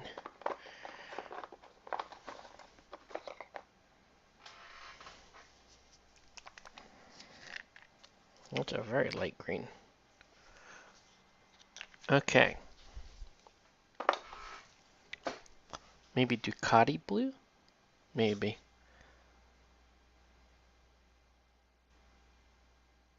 Okay, I want to highlight this lizard a little bit. Right, so you kind of draw your eyes over to the lizard he's holding. I mean, it is quite cool.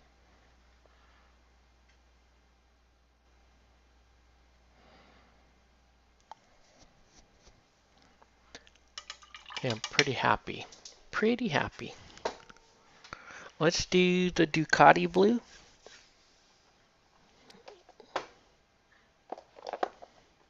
I think that's what we want on the water. And I'll kind of show you what I mean by this. So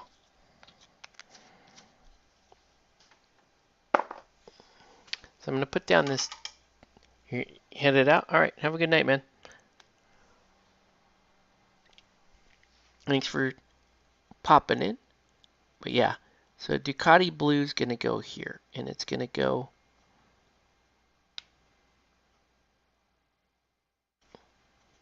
kind of on all the flat surfaces. Right. My plan is I'm gonna take a very thin water effect, and once this model is completed and sealed, or completed but not, yeah, completed and sealed, I'll come back in and just very gently apply some of that here on the base so that it looks like, you know, the model's kind of trudging through a very light shoreline. Okay. But yeah, that's, I don't know. I think it's pretty cool. And we'll continue to work on him and the rest of the crew this week. Overall, I think they're decent minis. They look pretty good. I'll have some fun painting them, especially this big gorilla dude. Oh, hey, what's up, Jason? You popped in right before I was about to log out. But yeah, we'll work on. So that's the base. The gorilla is basically done. And then I gotta work on the rest of the crew. I think the sculpts are quite good for this game. Let me see if I can. It's hard to get a shot of her face to see the facial expression, but they're quite good. Yeah, I'll paint through them this week. Here's the Asian girl.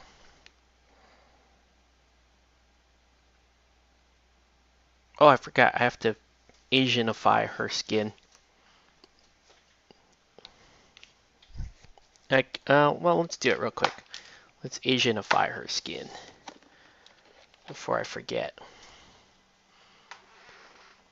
I don't know if, I'm not sure. I haven't decided if this dude will also be Asian. He might be. Let's do it. He can join the club. Sure, you can also be Asian, sir. I need my special Asian, my Asian skin wash, which is Cossite Flesh Wash. Yeah, the Archer's cool. She will not be Asian, but these two will be. Alright, so Cossite skin wash. Pretty simple. You're just going to work that in there. Real gentle like. Right?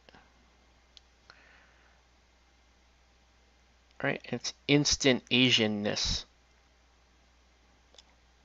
right? It's like you just infused the model with rice and karaoke.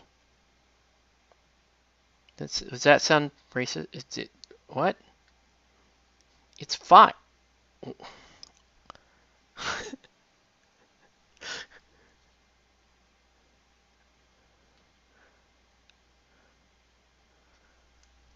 There you go. Look at that.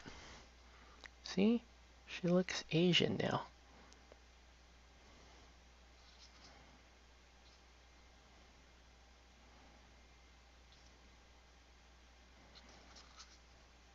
She's just very expressive. It's a very cool looking sculpt, if you ask me.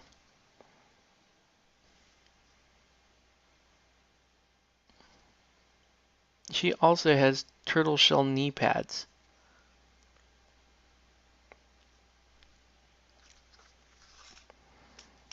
Alright, let's make this dude also Asian. Why are you making me Asian? No! There. Just made him Asian. No, don't make me Asian! Just Asianed him. Immediately.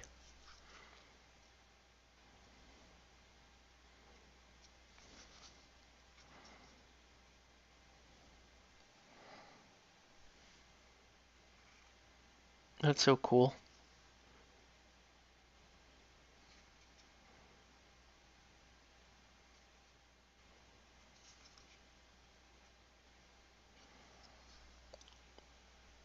There we go. Okay. Pretty cool for now. I don't know. What else do we want to do while we're here? I kinda wanna... Hold on. What I really want to do... I'm gonna do this because we're here. I'm gonna give her... She's gonna have a aqua blue headband. Right there. Like she's Rambo or some shit.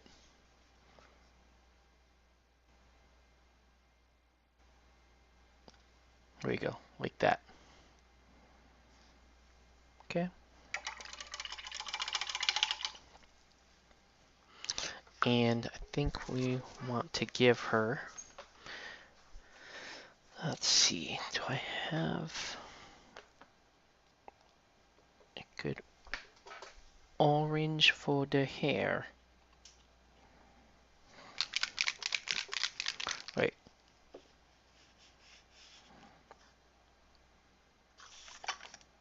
Wait, first thing first. Let's give...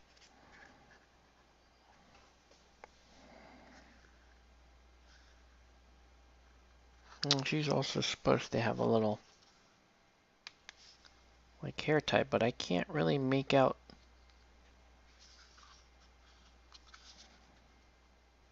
Looks like this. That's part of the hair tie. Like that. Maybe. Like that. Alright, and then let's do... So she's basically the girl from Brave. So she'll have...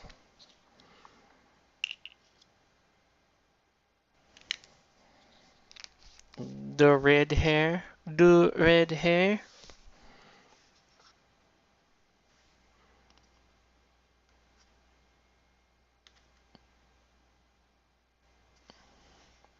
We are kissed by fire.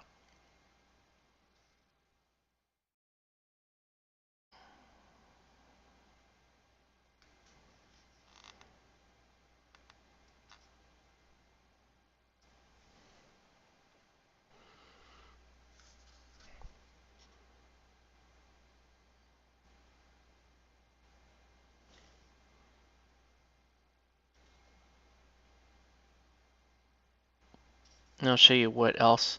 I picked up a couple blisters for this faction too. Because I figure if I'm painting it, I'm gonna want... Oh, that's wrong. That's not supposed to be. red right there, but whatever. Well, maybe it is. Hard to say.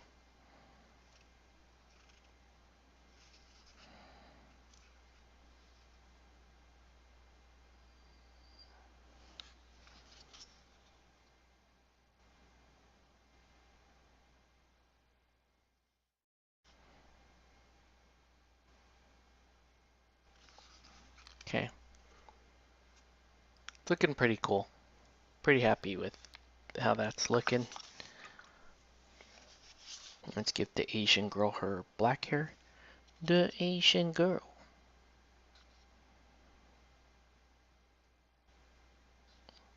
Maybe she should have got brown hair. Whatever. No, now she look even more Asian.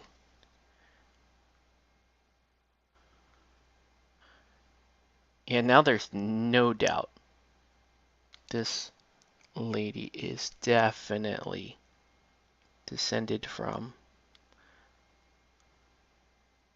the Rice Society.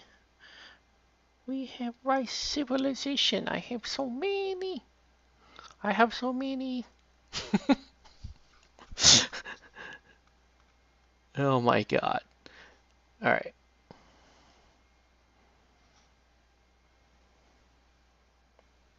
You hear that, YouTube manual reviewer? I'm Asian. I'm allowed to do it. I'm allowed to do that.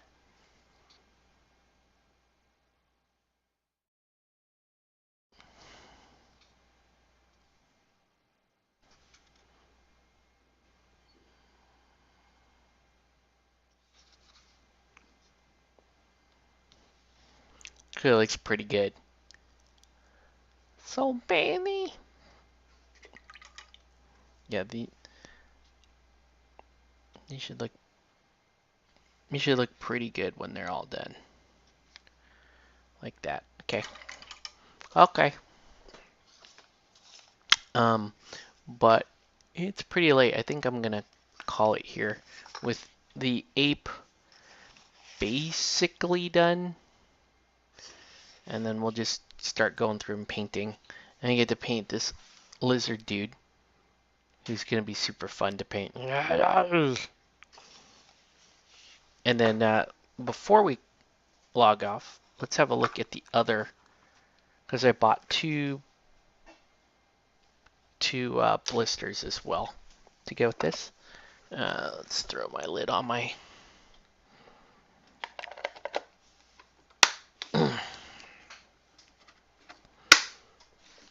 that. Alright, so I got a couple other things as part of this. And it's weird, they kind of come in these like baggies.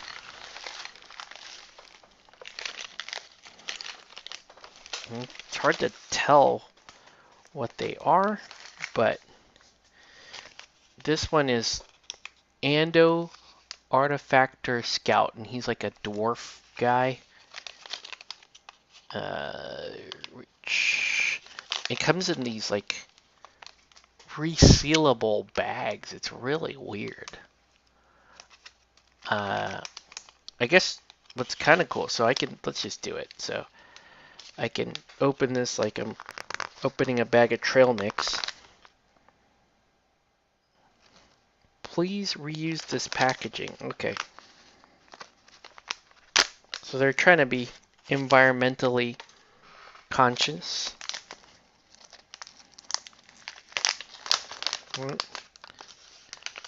So let's see. Oof. Not the...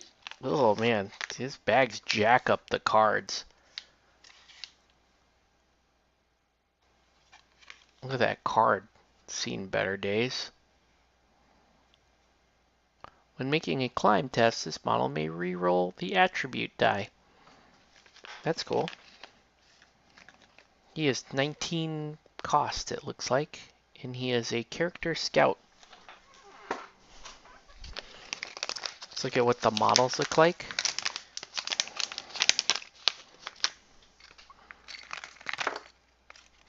Okay, that's kind of cool that it's one piece. I'm a big fan of that. You can see the Quality of the sculpt is quite good. He's got this cool cigar. It's basically just a one-piece dwarf, and I don't know what kind of weapon that is. It's almost like a gaff or something. I don't know what that is. It's on a chain, and he has it's a dwarf in a cowboy hat, like a dwarf prospector again. And he just goes like this, and we'll glue him in at some point and work on him. And then the next one is this leader model.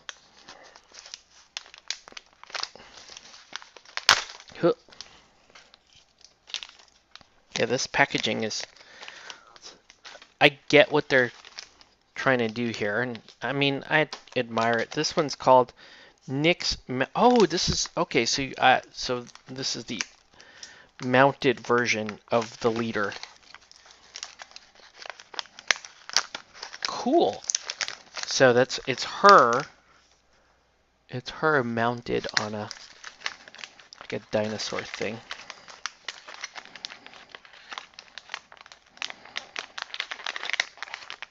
Oh man, these cards though, they really jack up the cards. You can see Nyx is she's a ginger there.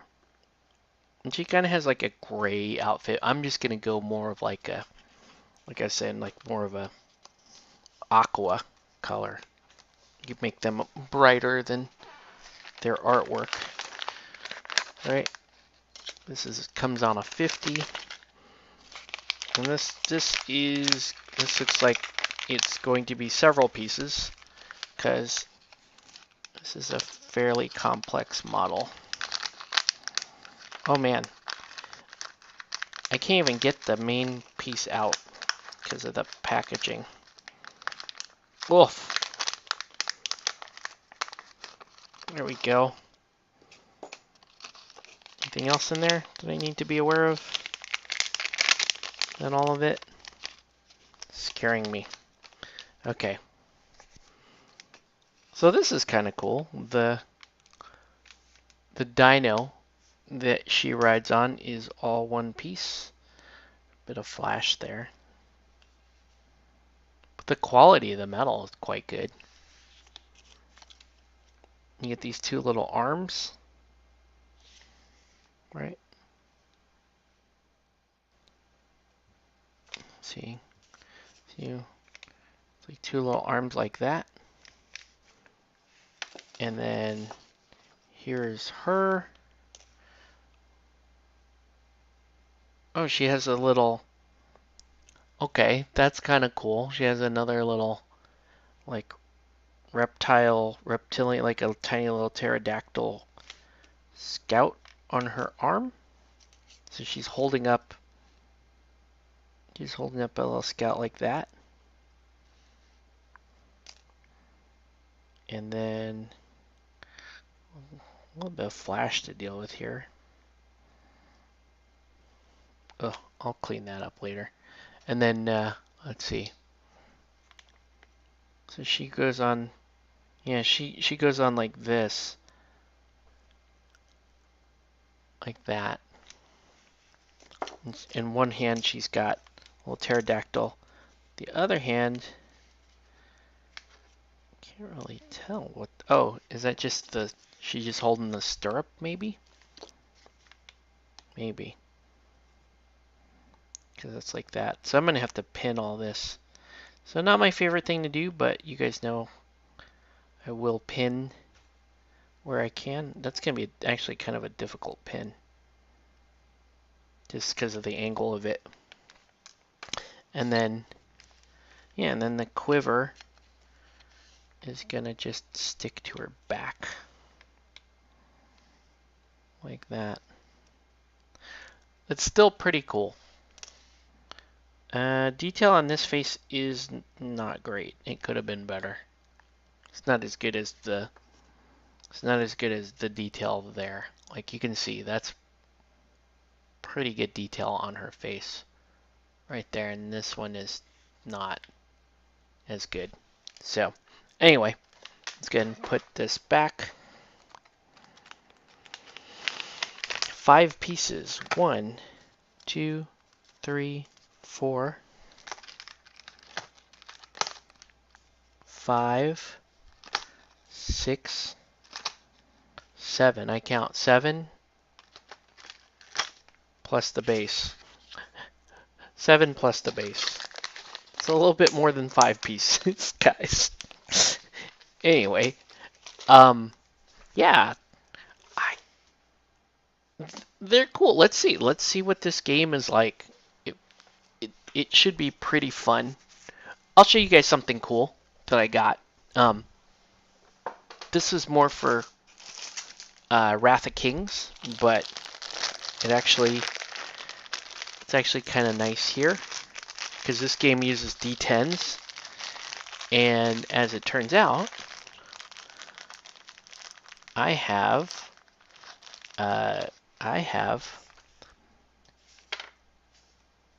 Play It Painted D10s. See that? Pretty sick. Okay, I rolled a 1 immediately. Yay! Okay, that's not bad. 7. What can I get a 10? You want low in this game anyway. So, okay. These aren't terrible. There's a 1. There you go. So I'm not getting any 10s. That's kind of good. So you don't use these for Wrath. Oh, there's my 10. So you don't use these for Wrath of Kings. You use them for this game. Yeah, cool. Okay. So with that, we are going to call this stream to a close. Hope you guys had a good evening. Once again, if you're curious, these are the Drowned Earth. World of Whopping. Yeah, these are the Drowned Earth minis. So cool. I'm excited to get these all painted up. I know it's going to be a while before anybody's ready to play, but at least I'll have a cool looking set. It was what the right now, the fact that I'm still waiting on my battle foam bags to come in for additional storage, has made it very hard for me to paint my own projects. And it's like a little on the depressing side. Like, I've got a bunch of stuff here that just has no home. I'm going to have to... So, hopefully that battle foam bag gets back here soon. But yeah, this Batman... Man, have you seen his rules lately? This guy's amazing. This guy is disgustingly good. He's a little scratchy, his paint job, but I gotta clean that up. But yeah, that guy is amazing. Mcfarlane Batman. Yeah, I'm painting him slow because I do not have a home for him. He's just chilling right now. I hate to do this because I don't want to put Bushido in a separate bag. Eventually, though, it will happen where Batman ends up going into a Magnarak, and then the Bushido will. That rest of that bag I'll populate with Bushido and probably Drowned Earth. So I'll have that's the idea, is to try to keep skirmish games together. Batman, I'm like, right now, Batman is such a big deal for me that it's going to end up being its own bag. I didn't play Batman today. I played Birds of Prey today. And I forgot to mention this to you guys. I scored 42 points with Birds of Prey today. 42 points against Chris, who is no slouch at that game. Granted, he was playing Organized Crime, and Organized Crime can be very difficult to score with, but I just want to point that out. I called Birds of Prey trash for the longest time, and I started tinkering and tinkering and tinkering with that list to make it play the way I want it to play. And then we got the new cards. That did not hurt whatsoever. That was actually quite nice. And suddenly, Birds of Prey are kind of fire right now. They are kind of fire. Poison Ivy is so... Poison Ivy playstyle, for me, is at least as cool as Riddler's. I gotta say. Like, her playstyle is dope. And I don't even pass a lot of hypnosis with her. But she's still awesome. Yeah, I was playing the the big 60 mil base, Poison Ivy. Um, they have made some improvements to Birds of Prey, both in terms of what you can do with the roster and how you can run the roster and the deck. They're kind of fire. They still I still think they will fold pretty hard against a freeze crew, but against most other crews, they're pretty sick. They may have some problems against Riddler, but a lot of guys are gonna have issues with Riddler anyway. Uh, Bane could be a massive problem if you don't manage. I mean, Bane is always a massive problem if you don't manage Bane properly.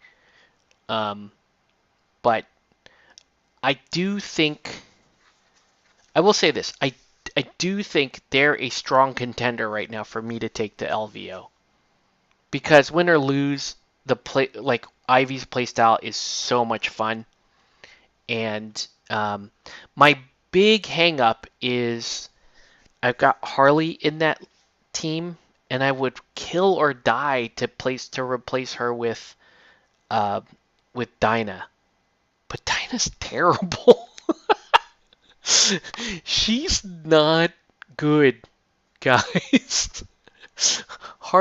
Bewitched Harley is 3 points cheaper, and she's infinitely more useful than Dinah. Dinah relies on a lot of, winning that willpower test with her scream. Um, but I love the Dinah. I love the Dinah. I just like the model, and I like her. I like the idea of her, but Harley is just so much better. Um, yeah, Riddler.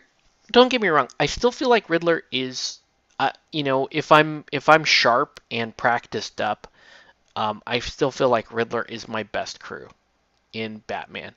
But I don't. I just don't feel like playing. Like, I'm trying not to play the same thing at LVO next year. So and I have to. I'm trying to find a crew that I find interesting enough to play 6 games with, right? And I feel like Birds of Prey is that crew because their mechanics are very interesting, and the models they have a way cooler looking crew than Riddler does. So they win in models. They are nearly as interesting a playstyle as his, because Ivy might just seriously be the most fun character to play in BMG, because her whole thing is so cool. She reminds me of Smoke on Alchemist from Guild Ball, right? So that's why I think she's just so cool. But yeah, I don't know. Two-Face is also kind of interesting. I don't think I could play 6 games of Two-Face and really like it though.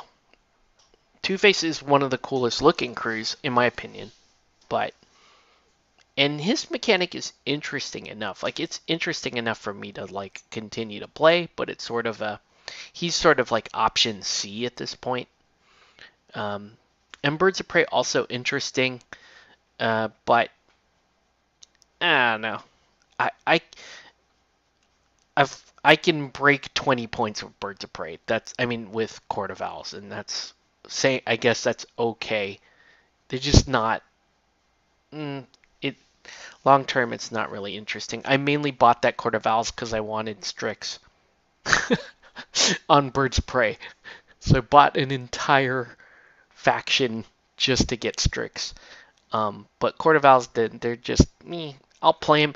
It's more of a like if I'm playing a casual game against somebody and I want to play like an interesting kill crew.